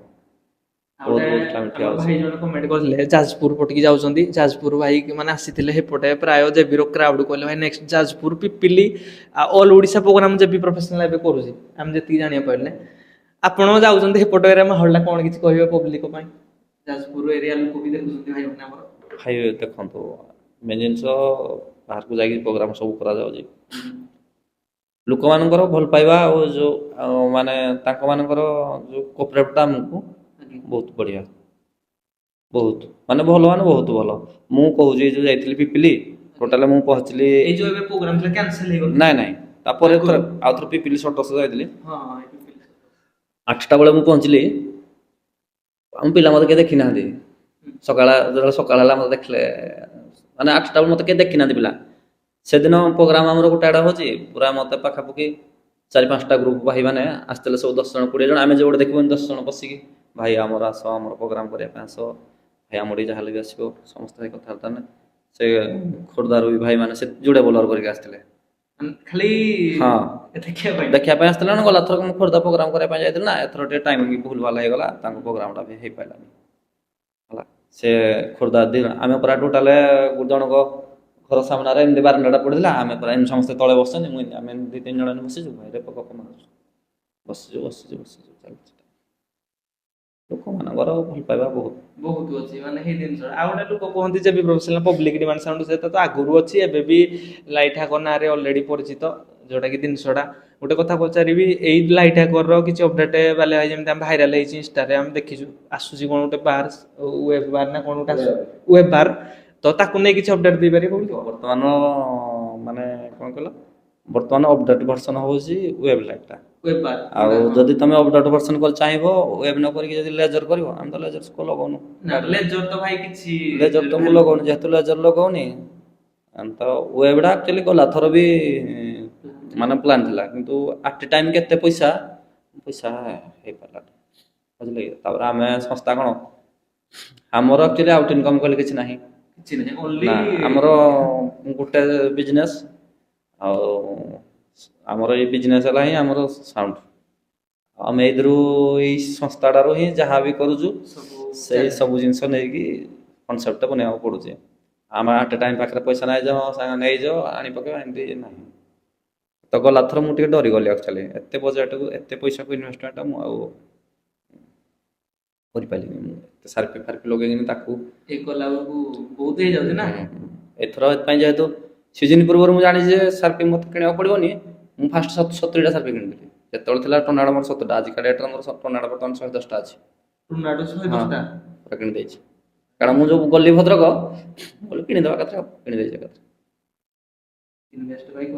ହେଲା ଟର୍ନାଡୋ କିଣିଦେଇଛି ତାପରେ ଟର୍ନାଡୋ କିଣିଦେଇଛି ତାପରେ ସେଥିରେ ସେଇ ଟାଇମ୍ରେ ବି ଡିସପ୍ଲେ ସପେଟ ବି କିଣିଦେଇଛି ବୁଝିଲେ ନା ଅଲରେଡ଼ି ଜିନିଷ ନେକ୍ସଟ ଗଣେଶ ପୂଜା ପାଇଁ ମୁଁ ସବୁ ଜିନିଷ ପତ୍ର କିଣିଦେଇଛି ଖାଲି ବାକି ଅଛି ମୋର ଗଲା ପରେ ଏକ୍ସପୋ ଗଲା ପରେ ୱେବଟା ହିଁ ଲଗାଇବା ପାଇଁ ଗଲା ଥର ଏଇଟା ବହୁତ ଦିନ ଆଗରୁ ଟାର୍ଗେଟ୍ ଥିଲା ଏଇଟା ୟା ପାଇଁ ବି ଟାର୍ଗେଟ୍ କରିଥିଲି ଆମର ଭଦ୍ରକ ପାଇଁ ବି ଟାର୍ଗେଟ୍ କରିଥିଲି ଭଦ୍ରକ ପାଇଁ ଆକ୍ଚୁଆଲି ଜିନିଷଟା କ'ଣ ହେଲା କି ମୋ ଦାଦା ସେଇ ଟାଇମ୍ରେ ଏକ୍ସପୋର୍ଟ କରିଗଲେ ତ ସେଥିପାଇଁ ମୁଁ ଭଦ୍ରକ ପାଇଁ ଆଉ ଟାଇମ୍ ଦେଇପାରିଲିନି ଆମେ ନିଜେ ଗଲୁନି ନା ଆମେ ବିକି ମୁଁ ଆମେ ଗଲୁନି ଆମେ ଗଲୁନି ହଁ ସେ ଯେଉଁ ରିଟର୍ନ ଆମର ମୁଁ ତାକୁ ପଚାରିଲି ଆଗ ମୁଁ କହିଲି ଆଉ ତାଙ୍କ ପିଲାଙ୍କୁ ପଚାରିଲି କହିଲି ଭାଇ ଏମିତି ଏମିତି କଥା ଆଉ ପ୍ରୋବ୍ଲେମ୍ ହେଇଯାଇଛି ଆଉ ଗୋଟେ କାମ କରିବା ନହେଲେ ପ୍ରୋଗ୍ରାମଟା କ୍ୟାନସଲ୍ କରିଦେବା ସେମାନେ ଭାଇମାନେ ମନେ ଦୁଃଖ କଲେ ଭାଇ ଆପଣ ଏମିତି କିଛି ଟେନସନ୍ ନିଅନ୍ତୁନି କହିଲେ ସେ 1% ବି କିଛି ଟେନସନ୍ ନେବନି ଆମେ ଘରକୁ ଯିବୁ ଆପଣମାନଙ୍କୁ ଧରିକି ଆସିବୁ 7-8 ଗାଡ଼ି ଯାଇଥିଲା 7-8ଟା ଗାଡ଼ି କଲା ପରେ ଆଉ ଭଲ ଲାଗିଲାନି କହିଲେ ଠିକ୍ ଅଛି ଆଉ ମୁଁ ଆମ ପିଲାକୁ ପଚାରିଲି ରିଟର୍ନକୁ ପଚାରିଲି ମୁଁ କହିଲି ଏମିତି କଥା କହିଲା ଟେନସନ୍ ନେନା ଆମେ ଯାଇକି କରିଦେବୁ ପିଲା ସେ ଆମର ଫେର ବି ଯିବାକୁ ପଡ଼ିଲା ଯାଇଥିଲେ ପୁଣି ଲାଷ୍ଟରେ କ'ଣ ହେଲା କି ଯେଉଁ ଆକ୍ଚୁଆଲି 3ଟା ଡିଜି ପଠାଯାଇଥିଲା ଯେଉଁ 3ଟା ଡିଜି ପଠାଯାଇଥିଲା ଆକ୍ଚୁଆଲି ପିଲା ଆମର ଟିକେ ସପ୍ଲାଇଟା ଟିକେ କରିପାରିଲେନି ଠିକ୍ ଠାକ୍ ମାନେ ଭାଗ କରିକି ଠିକ୍ ଠାକ୍ ଯୋଉ ଦେଇପାରିଲେନି କରିପାରିଲେନି ସେ କହିଲେ ଟ୍ରିପ୍ ହେଇଯାଉଛି ଆଉ ହେଉନି କହିଲେ ଠିକ୍ ଅଛି ମୁଁ ସକାଳେ ଯାଇକି ପହଞ୍ଚୁଛି ଫିର ବି ମୁଁ ଭଦ୍ରକ ରାମନବମୀ ଯେଉଁଦିନ ସେଇଦିନ ଏଠୁ ଘରୁ ସକାଳୁ ସକାଳୁ ବାହାରିକି ଯାଇକି 11ଟା ଭିତରେ ଯାଇକି ଏଠି ପହଞ୍ଚିଲି ସେଟଅପ୍ ଦେଇକି କରି ତାପରେ ଆମର ପ୍ରୋଗ୍ରାମ ବହୁତ ଜଲ୍ଦି ତ ସରିଲା ଆମର 9:30 ବେଳକୁ ପ୍ରୋଗ୍ରାମ ସରିଗଲା ଆକ୍ଚୁଆଲି ସାରି ଦେଇକି ମୋର ପଳେଇ ଆଇଲି ଆଉ। ଭାଇ ଆଉ ଗୋଟେ କଥା ଏଇଟା ପଚାରିବି ବାଲେ ଭାଇ, ଏଇଟା ହୁଏତ ଆପଣଙ୍କୁ ଏଇ ଯୋଉ ଦିନ ଆପଣଙ୍କ ନିଜ ଗାଁରେ ଯୋଉ ପ୍ରୋଗ୍ରାମ ହଉଛି ସବୁ ବର୍ଷ ଯୋଉ ପଣା ସଂକ୍ରାନ୍ତି ପ୍ରୋଗ୍ରାମ, ଭାଇ ସେଇଟା ଯୋଉ ଲୋକମାନେ ଏତେ ଏତେ ବାଟରୁ ଆସୁଛନ୍ତି, ମାନେ ବହୁତ ବାଟରୁ ଗୋଟେ ଡିଜେ ସେଟଅପ ମାନେ ଏତିକି ଭଲ ପାଇବା ଅଛି ଭାଇ, ଏତେ କ୍ରାଉଡକୁ ନେଇ କିଛି କହିବେ କି ଆପଣଙ୍କ ନିଜ ଗାଁ ଯାତ୍ରା ଯୋଉଟା ମାହୋଲଟା? ପବ୍ଲିକ ଲୋକମାନଙ୍କୁ କଣ କହିବା, ଲୋକଙ୍କର ଭଲ ପାଇବା ଅଛି, ଲୋକମାନେ ଆସୁଛନ୍ତି, ଆମେ ଜାଣିଛନ୍ତି ଆଉ ସମସ୍ତେ ଲୋକ ଜାଣିଛନ୍ତି ଯେ ଯେହେତୁ ତାଙ୍କ ଗାଁ ନିଜ ଯାତ୍ରା ଆଜ୍ଞା ସେ ଗୋଟେ ବଡ଼ ଟାଇପର କନସେପ୍ଟ କରିବେ। ନିହାତି ସବୁଡେ ମାନେ ହଁ ଏଇ ବର୍ଷ ବୋଲି ନାହିଁ ଆଗରୁ ହଁ ଏଇ ହଁ ଜାଗାରେ তুমি ଜାଣିଛନ୍ତି ଗୋଟେ ବଡ଼ ଟାଇପର କନସେପ୍ଟ, ଲୋକମାନଙ୍କର ଆଶା ବି ଅଛି ଯେ ନାହିଁ ଗୋଟେ ବଡ଼ ଟାଇପର କନସେପ୍ଟ ଦେଖିବା। ସେଇଦିନ ଆଉ ଯଦି ବଡ଼ ଟାଇପର କନସେପ୍ଟ ନ କରାହବ ଲୋକମାନେ ଏଥର ଆସିବେ କହିବେ ନା ମୁଁ ଗଲାଥର ଯାଇଥିଲୁ ଆଉ ଏଥର ଏଇ ଇଏ ଯୋడు କଲୁ ହେଠି ଯାହା ଛୋଟ କନସେପ୍ଟ କଲେ ଠକିଦେଲେ ଭଲ ଲାଗୁନି ଯିବାନି। ଲୋକମାନଙ୍କ ଭିତରେ ଏଇ ଯୋଉ ଭାବନାଟା ନ ଆସିବା ଦରକାର। ଆଉ ଲୋକମାନଙ୍କ ମନ ଭିତରେ ଭାବନାଟା ଅଛି ଯେ ନାହିଁ ତାଙ୍କ ଗାଁରେ ସେ ନିହାତି ଗୋଟେ ବଡ଼ କନସେପ୍ଟ କରିବେ। ଗୋଟେ କଥା ପଚାରିବି ତାପରେ ଭାଇ, ଯାହା ସାଉଣ୍ଡ ବୋଲି ନୁହଁ, ଆମେ ଯାତ୍ରା ବି ପୁରା ସବୁ ଜାଗାରେ କରନ୍ତି କିନ୍ତୁ ଫିର ବି ଏଇଥର ଆପଣଙ୍କର ନାଇଁ, ଯୋଉ ଆମ ଗାଁ ଯାତ୍ରା ବି ଆମେ ବି ଯାତ୍ରା ଉପରେ ବି ଫୋକସ୍ କରୁଛୁ, ଭଲ ଆମର ପ୍ରଶାସନ ଉପରେ ବି ଆମେ ଫୋକସ୍ କରୁଛୁ, ଭଲ ବଡ଼ ପ୍ରଶାସନ ବି ଆମେ ଏ ବର୍ଷ ତ ହଁ ବହୁତ ଭାଇ, ବଡ଼ ପ୍ରଶାସନ ହେଇଥିଲା। ଏଥର ଯେହେତୁ ଆଉ ଟିକେ ମାନେ ଆଉ ଟିକେ ଆପଣ ଇଏ ଥିଲେ କରିବା ପାଇଁ, କିନ୍ତୁ ଆପଣଙ୍କର ଯେହେତୁ ଡେଥ୍ ହେଇଯାଇଥିଲେ ଯୋଉ କହୁଥିଲେ ଆଉ ଟିକେ କରିପାରିଲେନି ସେ ଯୋଉ ଯାତ୍ରା ପ୍ରୋଗ୍ରାମ। ଯାତ୍ରା ପ୍ରୋଗ୍ରାମ କି କାମ ଟିକେ ହେଇନି, ଏପଟ ସେପଟ ସବୁ ଯୋଉ ଟାଇମ୍ ହେଇଗଲା ଆଉ ଟିକେ କିଛି ଟାଇମ୍ ଟେବୁଲ୍ ଦେଇ ହେଲାନି ଆଉ। ଆଉ ଗୋଟେ କଥା, ଭଦ୍ରକ ରାବଲମେଣ୍ଟ ଯୋଉ ସେଟଅପଟା କରିଥିଲେ ଡିସପ୍ଲେ ଫିସପ୍ଲେ ମାରିକି, ଏବେ ଦେଖିଲୁ ଯେ ପ୍ରୋଗ୍ରାମରେ ବି ଡିଜିରେ ଆଗରେ ହେଇ ଡିସପ୍ଲେ ଯାଉଛି ତ ସେଟା ଯୋଉ ଲଗାଯାଇଛି ଜାଗାରେ ଏଟା ଯୋଉ ଭଲ ଲାଗୁଛି ଏଟା ଖୋଲିନାହାନ୍ତି, ଖୋଲିବା ଏତେ ବର୍ଷ ଦିନ ହେଲା ଖୋଲା ହେଇନି। ସବୁଠିକି ହେଟା ଯାଉଛି। ଲାଗିକିନି ଅଛି ତ ଆମ ନିଜ ଜିନିଷ କଣ ହେଇଯାଉଛି କିଛି କଥା ନାହିଁ। ଭାବୁଛନ୍ତି ଯେ ବିରୋଧରେ ପରମାନେଣ୍ଟ ଇଏ ରହିଲା ଡିସପ୍ଲେ। ନାହିଁ ଏମିତି କଥା ନୁହଁ, ଏଟା ଏମିତି ଲଗେଇକି ଗଲେ ଆକ୍ଚୁଆଲି ଗାଡ଼ିଟା ପହଞ୍ଚିବାଟା ଟିକେ ଲେଟ୍ ହେଇଯାଉଛି। ଡିସପ୍ଲେଟା ବଡ଼ ଯେହେତୁ ହେଇଯାଉଛି ଗାଡ଼ିଟା ନା, ଏମିତି ନୁହଁ ଜିନିଷଟା ଲାଗିଛି ବୋଲି ଭଲ ଲାଗୁଛି, ରହିଯାଇଛି ଗାଡ଼ିରେ ରହିଯାଇଛି ଆଉ ଖୋଲି ନାହାନ୍ତି, ଖୋଲିବା ଆଉ। ମାନେ ଯେମିତି କହିଲେ କି ଏଇଟା ଲାଗିଛି କାଳେ ଆଗକୁ ନାହିଁ ମାଇଣ୍ଡ ସେଟ୍ ହେଇଗଲା ନାହିଁ ଏମିତି କିଛି କରିକି ମାର୍କେଟରେ ନେବି ବୋଲି। ଗଣେଶ ପୂଜାକୁ ତ କିଛି ଚେଞ୍ଜ ଚାଞ୍ଜ କରି କରିବା ନା ଆଉ ସବୁଦିନ ସବୁ ଟାଇପ୍ର ଲୋକ ଦେଖ ହେଇ ଜିନିଷ ତାକୁ କାଟି କୁଟାକି ମୋଡିଫାଏ କରିଦେଲେ ସେ ୟୁନିକ୍ ହେଇଗଲା ହେଲା। ଗୋଟେ କଥା ପଚାରିବି ବାଲିଆ ଭାଇ, ଯେହେତୁ ଆପଣ ପ୍ରଫେସନାଲ ଯାଉଛନ୍ତି ଏ ଗାଡ଼ିରେ ଅଧିକା ଲୋଡ୍ ହେଉଛି, ଯେମିତି ସାର୍ଫି ଜିନିଷ ଡିସପ୍ଲେ ଫିସପ୍ଲେ ସବୁ ଜିନିଷ ଆଡ୍ ହେଉଛି ଅଧିକା, ଆପଣଙ୍କୁ ଏଇ ଗାଡ଼ି କୋଉଠି ନା କୋଉଠି ଲାଗୁନି କି ମୁଁ ନୂଆ ଗାଡ଼ି ଗୋଟେ ବଡ଼ ଗାଡ଼ି ଆଣିବି କିଛି? ନାଇଁ ନା ଗାଡ଼ି ମୋର ଗାଡ଼ି ଦେଖ ଆ ପୂର୍ବରୁ ଯୋଉ ଗାଡ଼ି ଥିଲା ମୁଁ 10 ବର୍ଷ ୟୁଜ୍ କରିଛି, 8 ବର୍ଷ ନା 9 ବର୍ଷ ଗାଡ଼ି ୟୁଜ୍ କରିଛି, ଏ ଗାଡ଼ି ବି ମୋର 10 ବର୍ଷ ରହିବ। 10 ବର୍ଷ ରହିବ ଗାଡ଼ି ମୁଁ 10 ବର୍ଷ, ମୋର କିଛି ମତଲବ ନାହିଁ ଗାଡ଼ି, ମୋ ଗାଡ଼ି ଏତେ ଲୋଡ୍ ହେଲା ପରେ ମୋ ଗାଡ଼ି କୋଉଦିନ କୋଉଠି ଅସୁବିଧା ହେବା ଦେଖିଛ ନା, ଗାଡ଼ି କୋଉଠି ଉଠେଇ ଦେଉଛି ନା ଟେକି ଦେଉଛି, କିଛି ତ ହଉନି। ଆଉ ତାହେଲେ ମୁଁ କଣ ପାଇଁ ଗାଡ଼ି ଚେଞ୍ଜ କରିବି ଭାଇ। ଆଡ୍ ହବାର କିଛି ଅଛି ନା? ଯଦି ଡିଜି ଗାଡ଼ି ତ ପିକଅପ୍ ଅଛି, ହଁ ମାନୁଛି ସେଟଅପ୍ ତ ରହିବ ସେଇଟା। ଗାଡ଼ି କି ଆଜ୍ଞା ଗାଡ଼ି ଦେଖନ୍ତୁ ଗାଡ଼ିଟା ବଡ଼ ଜିନିଷ ନୁହଁ, ମେନ୍ ଜିନିଷ ପ୍ଲାନିଂ ଅଛି, ଗୋଟେ ଡିଜି ନେବାର ଅଛି, ଯଦି ଡିଜି ନିଆହେଲା ତାହେଲେ ଗାଡ଼ି ନିଆହବ। ମାନେ କହୁଛନ୍ତି କଣ ଡବଲ ଡିଜି ରହିବ ନା କଣ ତିନିଟା? ତିନିଟା ଡିଜିରେ ଆମକୁ ପ୍ରୋବ୍ଲେମ ହେଉଛି, ଓହୋ।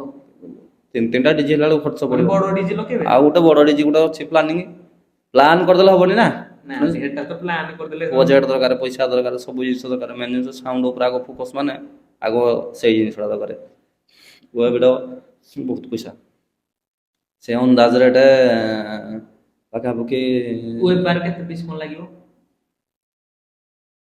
ଯୋଉଟା ଆପଣ କହୁଛନ୍ତି? ଚାହେଲେ ବି ଏମିତି ତ ହିସାବ ହେଇନି, ହେଇ ସେ ଅଛି ଟାର୍ଗେଟ 16 ରୁ 20 ପିସ୍।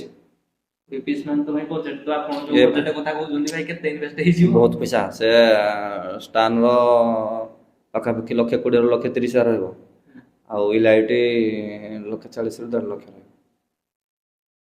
ଇନଭେଷ୍ଟ ବହୁତ ମାତ୍ରାରେ। ଆଜି ବି ସକାଳେ ବି ପଠେଇଥିଲେ, ମେସେଜ କରିଥିଲେ। ଏମିତି କେବେ ଆସିନି କି ଯେ ବି ପ୍ରଫେସନାଲ, ଏବେ ତ ଆପଣ କହୁଛନ୍ତି ଗାଡ଼ି 10 ସବୁ, ଯଦି ପବ୍ଲିକ କିଏ ନେବା ପାଇଁ ଯଦି ଚାହାନ୍ତି ଆପଣ ସେଲ୍ ପ୍ଲାନ୍ ଅଛି କି, ଯଦି କିଏ କହିବେ ଆମକୁ ବଜେଟ୍ ବି ଠିକ୍ ମିଳିଯାଏ ସେଲ୍ କରିବେ? ମୁଁ ସେଟା ବିକ୍ରି କରିବିନି ଆଉ ମୋର ଏଟା ମୁଁ ବିଜନେସଟା ମାନେ ମୁଁ ପୁରା ହାପିଲି ନେଇଯାଇଛି ହେଲା, ମୋର ଅଲଗା ସଂସ୍ଥା କିଛି ନାହିଁ ନା ହେଲା, ଆଉ ମୋର ବି ଏମିତି କିଛି ମାନେ କଣ କହିଲ ଯେ ମୁଁ ଚାହୁଁନି ଯେ ମୁଁ ଆହୁରି ବଡ଼ କରିଦେବି, ଆହୁରି ବଡ଼ କରିଦେବି, ଆହୁରି ବଡ଼ କରିଦେବି, କି ଆହୁରି 2ଟା 3ଟା ମୋର ଦରକାର ନାହିଁ, ମୋର ଗୋଟେ ସେଟଅପ୍ ଥାଉ, ଲୋକଙ୍କର ଭଲ ପାଇବା ଥାଉ, ମୋ ହିସାବରେ କନସେପ୍ଟ ଟିକେ ଟିକେ ଯେଉଁ ଟାଇପ୍ର ଯେତେବେଳେ ଯାହା କନସେପ୍ଟ ଲାଗୁଛି ଲୋକଙ୍କୁ ଭଲ ଲାଗିଲା ଭଳିଆ କାମ କରିକି କାମ କରି ଚାଲ। ସେଟଅପ୍ ମୁଁ ବିକ୍ରି ମୋତେ ତ ଏଇ ଆମର ଖଣ୍ଡାଳ ମୁଣ୍ଡାର ମୁଁ ତ ନାଁ ନେଇକି ଡାଇରେକ୍ଟ କହୁଛି ଆମର ଏଇ ଖଣ୍ଡାଳ ମୁଣ୍ଡାର ଜଣେ ଭାଇ ମୋତେ ତ ଡାଇରେକ୍ଟ ଫୋନ୍ କରିଲେ କହିଲେ ଭାଇ ଯାହା ପଇସା ନେବ ତମେ କନସେପ୍ଟ ସେଟଅପ୍ଟା ମୋତେ ଦେଇଦିଅ। ମୁଁ କହିଲି ଭାଇ ମୁଁ ତୁମକୁ ସେଟଅପ୍ଟା ଦେଇଦେବି ମୁଁ କ'ଣ କରିବି? ମାନେ ଯାହା ପଇସା ଦରକାର ସବୁ ରେଡି ଥିଲେ ସେଟଅପ୍ ଦେଇଥିଲେ। କହିଲେ ଦେଇଦିଅ। କହିଲେ ଆଉ ଭାଇ ମୁଁ କ'ଣ କରିବି? କହିଲି ମୁଁ ପଚାରିଲି ମୁଁ କହିଲି ଭାଇ ମୁଁ ଯଦି ଆପଣଙ୍କୁ ସେଟଅପ୍ଟା ଦେଇଦେବି ତାହେଲେ ମୁଁ କ'ଣ କରିବି? ସେ କହିଲେ ହଉ ଭାଇ ମୁଁ ଯଦି ଗୋଟେ ସେଟଅପ୍ କଲି ତାହେଲେ ମୋତେ ଟିକେ ହେଲ୍ପ କରିବ। ମୁଁ କହିଲି ହଁ ହେଇ ଟାଇପ୍ର ଯାହା ତୁମେ ଚାହିଁବ ହେଲ୍ପ କରିବ। ମୁଁ ଯଦି ଚାହିଁବ ବି ଆମ ପାଖରେ ବି ସମସ୍ତେ ଦୋକାନ ଅଛନ୍ତି ତୁମେ ଯଦି ପାଖରୁ ଆଣିବା ପାଇଁ ଚାହିଁବ ଦୋକାନ ଆଣିବ କି ତୁମେ ଯଦି ଆମର ଭୁବନେଶ୍ୱର ଦୋକାନ ଆଣିବା ପାଇଁ ଚାହିଁବ ସେଟଅପ୍ରେ ଆପଣ ଯାହା ହଁ କହିବେ help ମୁଁ କହିଲି ଭାଇ ଯଦି ତୁମର କୌଣସି ପ୍ରକାର ସାହାଯ୍ୟ ସହଯୋଗ ଦରକାର ମୁଁ କରିଦେବି। ଆଉ ମୁଁ କହିଲେ ଭାଇ ଆଉ ସେଟଅପ୍ଟା ମୁଁ କହିଲି ଦେଖ ଭାଇ ଆମେ ସେଟଅପ୍ରେ ଯେଉଁ ଜିନିଷ ଲଗେଇଛୁ ଏ ଜିନିଷ ଆଉ ମିଳୁନି ବୁଝିଲ କି? ଆଉ ଯୋଉ ଏଇ ଯୋଉ ଲାଇନାରୀ କଥା ବି କହୁଥିଲି ଯୋଉଟା ଆପଣଙ୍କ ଗାଡିରେ ସେଟା ତ ଆଭେଲେବୁଲ ଆଉ ନାହିଁ ନାହିଁ ଆଭେଲେବୁଲ କ'ଣ ଟୋଟାଲ ନାହିଁ ମାର୍କେଟରେ ସେ ଟୋଟାଲ ହିଁ ମାର୍କେଟରେ ହିଁ ମିଳିବନି ଟୋଟାଲ। ତାକୁ ବିଟ୍ କଲା ବେଳେ ମାର୍କେଟରେ ଆପଣ ଯେମିତି କହୁଥିଲେ ଜେବିଏଲ ଯେତ କ୍ୱାଲିଟି ଉପରେ ତାକୁ ବିଟ୍ କଲା ବେଳେ ଏବେ ମାର୍କେଟରେ ଦେଖନ୍ତୁ ଜେବିଏଲ ଯୋଉ ଜିନିଷଟା ସିଏ ଗୋଟେ ଟାଇପର ଜିନିଷ ସେ ଆଡୁ କ୍ୱାଲିଟି ହବ କିନ୍ତୁ ଲାଉଡ ହବ ସେଇଟା ହେଲା କଥା। ଆମର କିନ୍ତୁ କ'ଣ ଆମର ଯେହେତୁ ରୋଡ ଶୋ ହଉଛି ରୋଡ ଶୋରେ ଟିକେ ଲାଉଡ ସହିତ କ୍ୱାଲିଟି ଦରକାର କ୍ୱାଲିଟି କମିଗଲେ ଚଳିବ କିନ୍ତୁ ଲାଉଡ ଦରକାର ନା। କଥା ପଚାରିବି ବାଲିଆ ଭାଇ ଯେହେତୁ ଆପଣ କହୁଛନ୍ତି ଆପଣଙ୍କ ଗାଡ଼ିରେ ଲାଗିଛି କୁଏକ୍ସେଲ କେତେ କ'ଣ 20 ପିସ୍ ପବ୍ଲିକ ସେଟା କହୁଛନ୍ତି ଯେ ପ୍ରଫେସନାଲ ୟୁଜ କରୁଛି ତାକୁ ନେଇ କିଛି କହିବେ? ଦେଖ କୋଆକ୍ସେଲ ପ୍ରେସରମିଡ୍ ଯୋଉ ଜିନିଷଟା ସେଟା ଯିଏ ଜାଣିଛି ସେ ଜାଣିଛି ସେଟା ଓନର ମାନେ ବି ସମସ୍ତେ ଜାଣିଛି ଯେ କୋଉଟା କୋଆକ୍ସେଲ କୋଉଟା ପ୍ରେସରମିଡ୍। ଆମେ ଯୋଉ କୋଆକ୍ସେଲ ଲଗେଇଛୁ ସେଟା ହଉଛି ମିଡଟା ହଉଛି 80 ୱାଟ୍ ଆଉ ତା ଭିତରେ ଏଇ ଯୋଉ ମିଡଟା ହଉଛି 130 ୱାଟ୍ ଆଉ ଟ୍ୟୁଟରଟା ହଉଛି 80 ୱାଟ୍ ଟୋଟାଲ 230 ୱାଟ୍ ହେଲା। ଲୋକ ସେଟା ଯିଏ ଲଗେଇବ ନିହାତି ପବ୍ଲିକ ପାଇଁ ଏଣ୍ଟରଟେନମେଣ୍ଟ ପାଇଁ ମାନେ କେମିତି ଭଲ ଗୋଟେ ପବ୍ଲିକ ମୁଁ ତ ଆରମ୍ଭରୁ କହିଛି ଯେ ଭାଇ ମୁଁ ଯଦିଓ ଜିନିଷ ଲଗେଇଛି ମୁଁ କମ୍ପିଟିସନ କରିବା ପାଇଁ ଲଗେଇନି। ମୁଁ ଯଦିଓ ଲଗେଇଛି ମୋର ଯେତିକି ଲାଉଡ ମାନେ ଯେତିକି ମୋର ପବ୍ଲିକ ହଉଛନ୍ତି ମୁଁ ତାଙ୍କୁ କେମିତି କଭର କରିପାରିବି ମୋ ହିସାବରେ ମୁଁ ଲଗେଇ ଜିନିଷ ତାମାନେ ମୁଁ ଲଗେଇନି ମୁଁ ଗୋଟେ କହୁଛି ଆସ ମୁଁ ଲଗେଇଛି ମୁଁ ତମ ସହିତ କମ୍ପିଟିସନ କରିବି କହୁଛି କାହାକୁ କି ଦେଖିଛ କେବେ କାହା ସହିତ ଲଗେଇକିନି କମ୍ପିଟିସନ କରିବାରେ କି କାହା ସହିତ କେବେ ଲଗେଇବାର ଦେଖିଛ କି? ମୋର କିଛି ମତଲବ ନାହିଁ ନା ଭାଇ ମୋର ଯାହା ବାଜୁଛି ମୋର ବାଜିଲା ଭାଇ ମୁଁ ଚାଲିଲି ମୋତେ କିଏ କ'ଣ କହିଲା ଭାଇ ମୋର କିଛି ମତଲବ ନାହିଁ କି ମୋତେ କିଏ ଡାକିଲା କି କମ୍ପିଟିସନ କଲା ମୋର କିଛି ମତଲବ ନାହିଁ କାହା ସହିତ ଭାଇ ମୋର ନେଣ ଦେଣ ନାହିଁ ନା। କାମ କରୁଛି କାମ ଭାଇ କାମ କରେ କାମ ଭଲ ଯଦି କାମ କରୁଛି ଲୋକଙ୍କୁ ଭଲ ଲାଗୁଛି ତାହେଲେ ଭଲ ଯଦି ଖରାପ ଲାଗିଲା ପୁଣି ଭଲ କରିବା ପାଇଁ ଚେଷ୍ଟା କରିବି କଥା ହେଲା ଏତିକି। କାହା ଭିତରୁ କିଏ କ'ଣ କଲା ନ କଲା କାହା କ'ଣ କିଏ କହିଲା ନ କଲା ସେଥିରେ ମୋର କିଛି ମତଲବ ନାହିଁ। କିଏ କ'ଣ କହିଲା ବି ଆମେ କିଛି ମତଲବ ନାହିଁ। ଲୋକରା କେତେ କଥା କହୁଛନ୍ତି ଆମେ ଶୁଣୁ ଜାଣିଛୁ ତା ଭାଇ ଲୋକଙ୍କ କଥା ଶୁଣିଲେ ଆମକୁ କ'ଣ ମତଲବ ଅଛି? ଲୋକ ଆମ ପାଖରେ ପଡ଼ିବେ କି? ଯେଉଁମାନେ ଆମକୁ କମେଣ୍ଟ କରିକିନି ଆବୁଲ ତାବୁଲ ଉଲ୍ଟା ସୁଲଟା କହୁଛନ୍ତି ସେମାନେ ତ ଚାହୁଁଛନ୍ତି ତାଙ୍କୁ ଏଇଟା ମଜା ଲାଗୁଛି ତାଙ୍କ କଥାକୁ ଏତେ ଗୁରୁତ୍ୱ ଦେବା କିଛି ଆବଶ୍ୟକତା ନାହିଁ। ଯୋଉଦିନ ଆମେ ଯୋଉ ଜାଗାରେ ଯାଇକି ଯୋଉ ପ୍ରୋଗ୍ରାମ କରୁଛୁ କମିଟି ବାଲାଙ୍କର କମ୍ପ୍ଲେନ୍ ରହିବ ଯେ ନାହିଁ ଭାଇ ଏଇ ଜିନିଷଟା ଅସୁବିଧା ହେଲା ଏଇ ଜିନିଷଟା ପ୍ରୋବ୍ଲେମ ହେଲା ଆମେ ସେଇଦିନ ଆମ ମାଇଣ୍ଡରେ ଜିନିଷଟା କମି ରହିଲା ରେ ଆଉ ଲୋକ କହୁଛନ୍ତି ଆଉ ଲୋକ ଭିଡ଼ିଓରେ ଲାଇଟ୍ ଲାଗୁନି ବେସ୍ ବାଜୁନି ଏଟା କିଛି ମତଲବ ନାହିଁ। ଦେଖନ୍ତୁ ପ୍ରଥମାସ ଆପଣ ପାଉଛନ୍ତି ମାନେ ଆପଣ କମେଇ ଧରୁଛନ୍ତି କ'ଣ ପାଇଁ? ଭାଇ ସବୁ ତ ଚାଲିଛି ଠିକ ଠାକ ଆପଣ କହିବେ ଯେ ଭାଇ ବାଜିଥିଲା ପରେ ବି ଲୋକ କହୁଛନ୍ତି ନାଇଁ ବାଜୁନି ଏଇ ଯୋଉ ଜିନିଷ କହୁଛନ୍ତି କମିଟି ଲୋକ ଯଦି କହିବେ ଜିନିଷଟା ତାହେଲେ ଆମେ ମାଇଣ୍ଡ କି ନବୁ ହଁ ସେମାନେ ପଇସା ଦଉଛନ୍ତି ସେମାନେ କହିବେ ସେମାନେ ଯଦି କହିବେ ଯେ ନାଇଁ ଭାଇ ଜିନିଷଟା କମି ରହିଲା ତାହେଲେ ତାଙ୍କ କଥାଟା ଆଉ ଭାବିବୁ ଲୋକ ଏମିତି ଯିଏ କହିଲେ ଭାଇ ସବୁ ତାପରେ ଆଉ ଗୋଟେ ଜିନିଷ ସବୁ ପ୍ରକାର ଲୋକ ରହିବା ଦରକାର ସବୁ ଲୋକ ପ୍ରକାର ରହିବା ଦରକାର ହେଲା ନାହିଁ ଯଦି କହିବେ ଗୋଟେ ଲୋକ ନାହିଁ କେତେଟା ଲୋକ ଅଛନ୍ତି ସବୁ ରହିବା ଦରକାର 100% ଯଦି 70% ଲୋକ ଖୁସି ଅଛନ୍ତି 30% ନହେଲେ କ'ଣ ହେଇଗଲା? ଯେମିତି କଥା ଅଛି ଯେ 5 ଆଙ୍ଗୁଳି ସମାନ ନୁହଁ ସେମିତି 5ଟା ଲୋକ ବି ସମାନ ନୁହଁ ସବୁ ଲୋକଙ୍କର ମତ ରହିବା ଦରକାର ସମସ୍ତଙ୍କର ଆମେ ଖରାପ ଲୋକ ମତ ଆମେ ଯୋଉ ଆମକୁ ଯୋଉ ଜିନିଷଟା ଗ୍ରହଣ ଲାଗିଲା ଆମେ ଏଇଟା ଗ୍ରହଣ କରିବା ଯୋଉଟା ଗ୍ରହଣ ନ ଲାଗୁଛି ଆମେ ଏଇଟା ଗ୍ରହଣ କରିବାନି ଆଉ ଗୋଟେ କଥା ପଚାରିବି ଯେହେତୁ ଏବେ ମାର୍କେଟରେ ଇଭେଣ୍ଟ ଚାଲିଛି ଇଭେଣ୍ଟ ମାଫିଆ ମାନେ ଇଭେଣ୍ଟରେ ଯୋଉ ବିଟ୍ ୱାଇଜ ଆଉ ଗୋଟେ କଥା ଏଠି ବାଲେ ଭାଇ ଫାଷ୍ଟ ପଚାରିବି ଜୟ ଜଗନ୍ନାଥ ଗୀତଟା ଭାଇରାଲ ଜେବି ପ୍ରଫେସନାଲ କରିଛି ଜୟ ଜଗନ୍ନାଥ ଯୋଉ ଗୀତରେ ବିଟ୍ ୱାଇଜ ବିଟ୍ ଆପଣଙ୍କୁ ଲାଗୁଛି ଲୋକ କହୁଛନ୍ତି ମୁଁ ବୋରିଂ ହେଇସାରିଲେ ଗୋଟେ ବାର ସୁପର ଶୋ ସେଇ ଗୋଟେ ଗୀତରେ ଦେଖିକି ୟା ପରେ କ'ଣ କିଛି ଦେଖ ଜୟ ଜଗନ୍ନାଥ ଭଗବାନଙ୍କର ନାଁ ଅଛି ନା ନେଇକି ଗୀତ ଠାକୁରଙ୍କର ଆକ୍ଚୁଆଲି ଏସବୁ ଜିନିଷ ଉପରବାଲା ଜିନିଷ ତ କରନ୍ତି ବିଶ୍ୱାସ କର ବାହାଘରରେ ବି ଆମେ ଯଦି ଯାଉଛୁ ବି ଲୋକ କହୁଛନ୍ତି ତାହେଲେ ହେଇ ଗୀତଟା ଠାକୁରଙ୍କ ଗୀତଟା ବଜେଇକି ସପୋର୍ଟ ଛଡ଼ା କର ବୁଝିଲେ ନା ମାନେ ବାହାଘରରେ ବି ଲୋକ କହୁଛନ୍ତି ଯେ ସେଇ ଠାକୁରଙ୍କ ଗୀତଟା ବଜେଇକି ସପୋର୍ଟ ବଢିଆ ଲାଗୁଛି ସେଇ ଗୀତରେ ଯେ ବି ଯୋଉ ମାହୋଲ କ୍ରିଏଟ କରିଦଉଛି ଭାଇ ଗୋଟେ ଅଲଗା ପ୍ରକାର। ମୁଁ ମାନେ ମୁଁ ଗୋଟେ କଥା କହୁଛି ମାନେ ମତେ ଯୋଉଟା ମାନେ ମୋ ସାଙ୍ଗ ମୋର ଗୋଟେ ଅତି କ୍ଲୋଜ ସାଙ୍ଗ ତାକୁ ଯୋଉ ଜିନିଷଟା ସ୍ପର୍ଶ ହେଇଛି ସିଏ ମତେ କହୁଛି ସେ ମତେ କହିଲା ଆକ୍ଚୁଆଲି ଦେଖ ସେ ସାଉଣ୍ଡ ପ୍ରେମୀ ନୁହଁ ସେ ସାଉଣ୍ଡ ପ୍ରେମୀ ନୁହଁ ସେ ତାଙ୍କ ଗାଁରେ ଯାତ୍ରା ହଉଥିଲା ଯାତ୍ରା ଭିତରେ ସେ ବୁଲିବା ଭିତରେ ସେ ଯେତେବେଳେ ଛକ ଉପରେ ହବ ପ୍ରୋଗ୍ରାମ ହବ ସପୋର୍ଟ ଛଡ଼ା ହବ ଟୋଟାଲ ସେଟା ଗୁଡ଼ା ଖୋଲା ଯାଇଛି ସେ ମତେ କହିଲା ସାଙ୍ଗ ମୋର ଗୋଟେ ଅନୁଭୂତି ଯେତେବେଳେ ଜୟ ଜଗନ୍ନାଥ ଠାକୁରଙ୍କ ନାଁଟା କହିଲା ବିଶ୍ୱାସ କରିବୁନି ମୋ ଦେହର ମୋ ପୁରା ଯେମିତି ମାନେ ଗୋଟେ ପୁରା ଟାମ୍ପ ଦେଇଥିଲା ମାନେ ଜୟ ଜଗନ୍ନାଥ କଣ ମତେ ଗୋଟେ ଫିଲ୍ ହେଲା ଯେ ମତେ ଗୋଟେ ଅଲଗା ଟାଇପର ଫିଲ୍ ହେଲା ତା ସାଙ୍ଗ ଆକ୍ଚୁଆଲି ଗୋଟେ ଅଛି ଗୀତର ଗୋଟେ ଭାଲ୍ୟୁ ଆଉ ଗୀତର ଠାକୁରଙ୍କର ଗୋଟେ ମହିମା ଗୀତ ଯୋଉ ଜିନିଷଟା ପୁରା ପରଫେକ୍ଟ ସମୟରେ ବିଟ୍ ବାଜୁଛି ମାନେ ପରଫେକ୍ଟ ସମୟରେ ସ୍ପର୍ଶ ହଉଛି 2025 ରେ ଫଲୋ କଲା ଯେବେ ଗୀତ କଣ 2026 ରେ ବି ଏଇ ଗୀତକୁ ଫଲୋ କରିବ ନା ନା କିଛି ମାନେ ଅଲଗା କିଛି ଦେଖିବା ଏମିତି ଶୁଣ ପ୍ରତିବର୍ଷ ପୁଣି ତ ଗୋଟେ ଚାଲିଛି ଯାହା ହବ ଠାକୁରଙ୍କର ଇଚ୍ଛା ଯୋଉ ଟାଇପର ଯାହା ଦରକାର ପଡ଼ିଲେ ଠାକୁରଙ୍କର ଏଇ ଗୀତରେ ଏଇ ସପୋର୍ଟ ମାନେ ଠାକୁର ଅଲଗା କିଛି ଗୀତର କିଛି ବିଟ୍ ବନେଇକି ବି କରିହବ ନା ଦେଖିବା ନିହାତି ଆଉ ଗୋଟେ କଥା ପଚାରି ଇଭେଣ୍ଟରେ ଯେହେତୁ ଆପଣ ଯେ ପ୍ରଫେସନାଲ ସଦାବେଳେ ଆମେ ଦେଖୁଛୁ କିଛି ଗୋଟେ ନୂଆ କରୁଛୁ ଇଭେଣ୍ଟ ଉପରେ ଏଥର 2026 ରେ ଯେହେତୁ ଇଭେଣ୍ଟ ପବ୍ଲିକ ପସନ୍ଦ କରୁଛନ୍ତି କଣ ଇଭେଣ୍ଟରେ ଭାଇ ଆମେ କିଛି କରୁନୁ ଇଭେଣ୍ଟର ବହୁତ ଜିନିଷ ଅଛି ତା ଭିତରେ ଆମେ ଭର୍ତ୍ତି ହେନୁ ବହୁତ ଜିନିଷ ଇଭେଣ୍ଟର ଅଛି ତମେ ଯଦି ଗୋଟେ ପ୍ରୋଗ୍ରାମରେ ଚାହିଁବ ଇଭେଣ୍ଟରେ ଯଦି 50,000 ଲକ୍ଷେ ଟଙ୍କା ଖର୍ଚ୍ଚ କରିଦେବ ତଥାପି ହେଇଯିବ ଏତେ ଜିନିଷ ଅଛି ବହୁତ ଜିନିଷ ଅଛି ହେଲା ବହୁତ ଜିନିଷ ଅଛି ଆଉ ବାହାଘର ଏଇ ଯୋଉ ଆମର ଯୋଉ ଗଣେଶ ପୂଜା ଆସୁଛି ଗଣେଶ ପୂଜାରେ ତ ମୁଁ ପୁରା ସ୍ୱତନ୍ତ୍ର ଭାଇ କମିଟି ବାଲା ପାଖକୁ ପୁରା ଘରକୁ ଡାକିବି ଭାଇ ଦେଖ ଜିନିଷଟା କ'ଣ ହେଉଛି କି ମନେ କରନ୍ତୁ ଆମେ ଗୋଟେ ଜାଗାକୁ କାମ କରିବା ପାଇଁ ଯାଉଛୁ ଧର ଇଭେଣ୍ଟ ସହିତ ଆମର ଏଇଟା 1.5 ଲକ୍ଷ ଟଙ୍କା ବଜେଟ୍ ହେଉଛି ଧର କାମଟା ହେଲା 1.5 ଲକ୍ଷ ଟଙ୍କା ତମ ଗାଁ କଥା ଉଦାହରଣ ମୁଁ ଦେଉଛି ହେଲା ତମ ଗାଁ କେତିକି ବଡ଼ ଗାଁ ମୁଁ ଲକ୍ଷେ ଟଙ୍କା ବଜେଟ୍ରେ କାମ କରିଥିଲି ଲକ୍ଷେ ଟଙ୍କା ବଜେଟ୍ରେ ଯେଉଁ କାମ କରିଥିଲି ସେମାନଙ୍କୁ ମୁଁ କହିଥିଲି ଯେ ଭାଇ ଦେଖ ଭଲ ସୁପର ଶୋ ଦୁଇଟା ମୁଁ କରିବି 10-20 ହଜାର ଟଙ୍କା ଖର୍ଚ୍ଚ ହେବ ମୁଁ କରିବି କିନ୍ତୁ ମୁଁ ପାଖାପାଖି 20,000 ଟଙ୍କା ଖର୍ଚ୍ଚ କରିଛି ସୁପର ଦୁଇଟାରେ ଲୋକଙ୍କୁ ସେଟା କିଛି ମତଲବ ନାହିଁ ଆରେ ସାଉଣ୍ଡ କେତେ ଟଙ୍କା ଲକ୍ଷେ ଟଙ୍କା ହେଲା କଣ ତ ହଉଛି ଭାଇ ଲୋକଙ୍କ ମାଇଣ୍ଡ ସେଟ୍ ଲକ୍ଷେ ଟଙ୍କା ସାଉଣ୍ଡ ପାଇଁ ନେଇଛି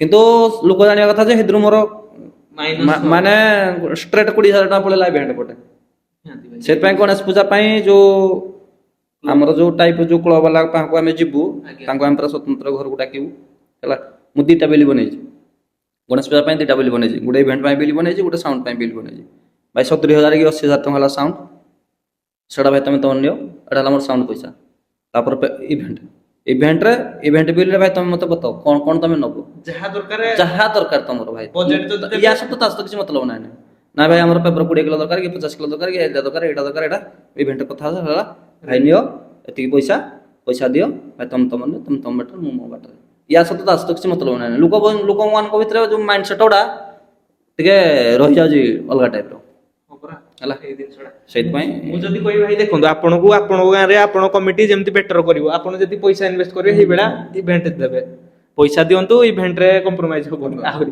ଯେତିକି ହଉଛି ତାଠୁ ବେଟର ହବ ବହୁତ ଜିନିଷ ଅଛି ଇଭେଣ୍ଟରେ ବହୁତ ଜିନିଷ ଅଛି ଆମେ ଏଇଟା ସବୁ ଦେଖେଇ ଦବୁ ତମେ ଯୋଉ ଟାଇପର ନେବ ଏଇ ଟାଇପର ନେବ ଆମର ଅଛି ଆଉ ଗୋଟେ କଥା ଯେହେତୁ ଭାଇ ଆଉ ଗୋଟେ କଥା ବଜେଟରେ ଆପଣଙ୍କ ଏଇଟା ବଜେଟ ନେଉଛନ୍ତି କିନ୍ତୁ ତା ଭିତରୁ ମାଇନସ ଯେହେତୁ ହଉଛି ଆପଣ କୋଉଠି ନା କୋଉଠି ଏତେ ଟଙ୍କା ଇନଭେଷ୍ଟ କରୁଛନ୍ତି ପବ୍ଲିକ ପାଇଁ ଖୋଜୁଛନ୍ତି ବାର ଯୋଉଠି ଗଲେ ନାହିଁ କାଲି କଥା ମୁଁ କହୁଛି କାଲି ଜଣେ ଭାଇ ମତେ ଫୋନ କରିଥିଲେ ସେ ମତେ କହିଲେ ଏପଟୁ ଆମର ମନେ ପଡୁନି ଢେଙ୍କାନାଳ ଏଇପଟୁ ନରସିଂହପୁର ଆମର ଏଇପଟୁ ଭାଇ ଏଇପଟ ଲାଇନ ସେ ମତେ କହିଲେ ଭାଇ ଆଉ ଗଣେଶ ପୂଜା ଗୋଟେ ପ୍ରୋଗ୍ରାମ କହିଲେ ଭାଇ ମୋର ତ ବହୁତ ଠିକ୍ ହେଇଗଲାଣି ଆଉ ସେ ଫିର ବି କହିଲେ ଭାଇ କ'ଣ କେମିତି ବଜେଟ୍ ରହିବ ଆଉ ପୁରା ଫୁଲ୍ ସେଟଅପ୍ ରହିବ ଇଭେଣ୍ଟ ସହିତ ରହିବ ମୁଁ କହିଲି ଭାଇ ଦେଖନ୍ତୁ ଫୁଲ୍ ସେଟଅପ୍ ଇଭେଣ୍ଟ ସହିତ ରହିବ ଲକ୍ଷେ 70 କହିଲା କ'ଣ 1,70,000 କହିଲା କାଗଜ ପେନ୍ ଧରିକି ଲେଖୁଛ ନା କ'ଣ କହୁଛ ମାନେ କଥା ସାଙ୍ଗେ ଟକିଂଟା ଚେଞ୍ଜ ହେଇଗଲା ମାନେ ଚିନ୍ତା କର ଆରେ ଭାଇ ତମେ ବୁଝିବା ଦରକାର ତମେ କ'ଣ ଭାବୁଛ ଯେ ଆମେ ଗେଲ ହଉଛୁ ତମ ସହିତ ନା କ'ଣ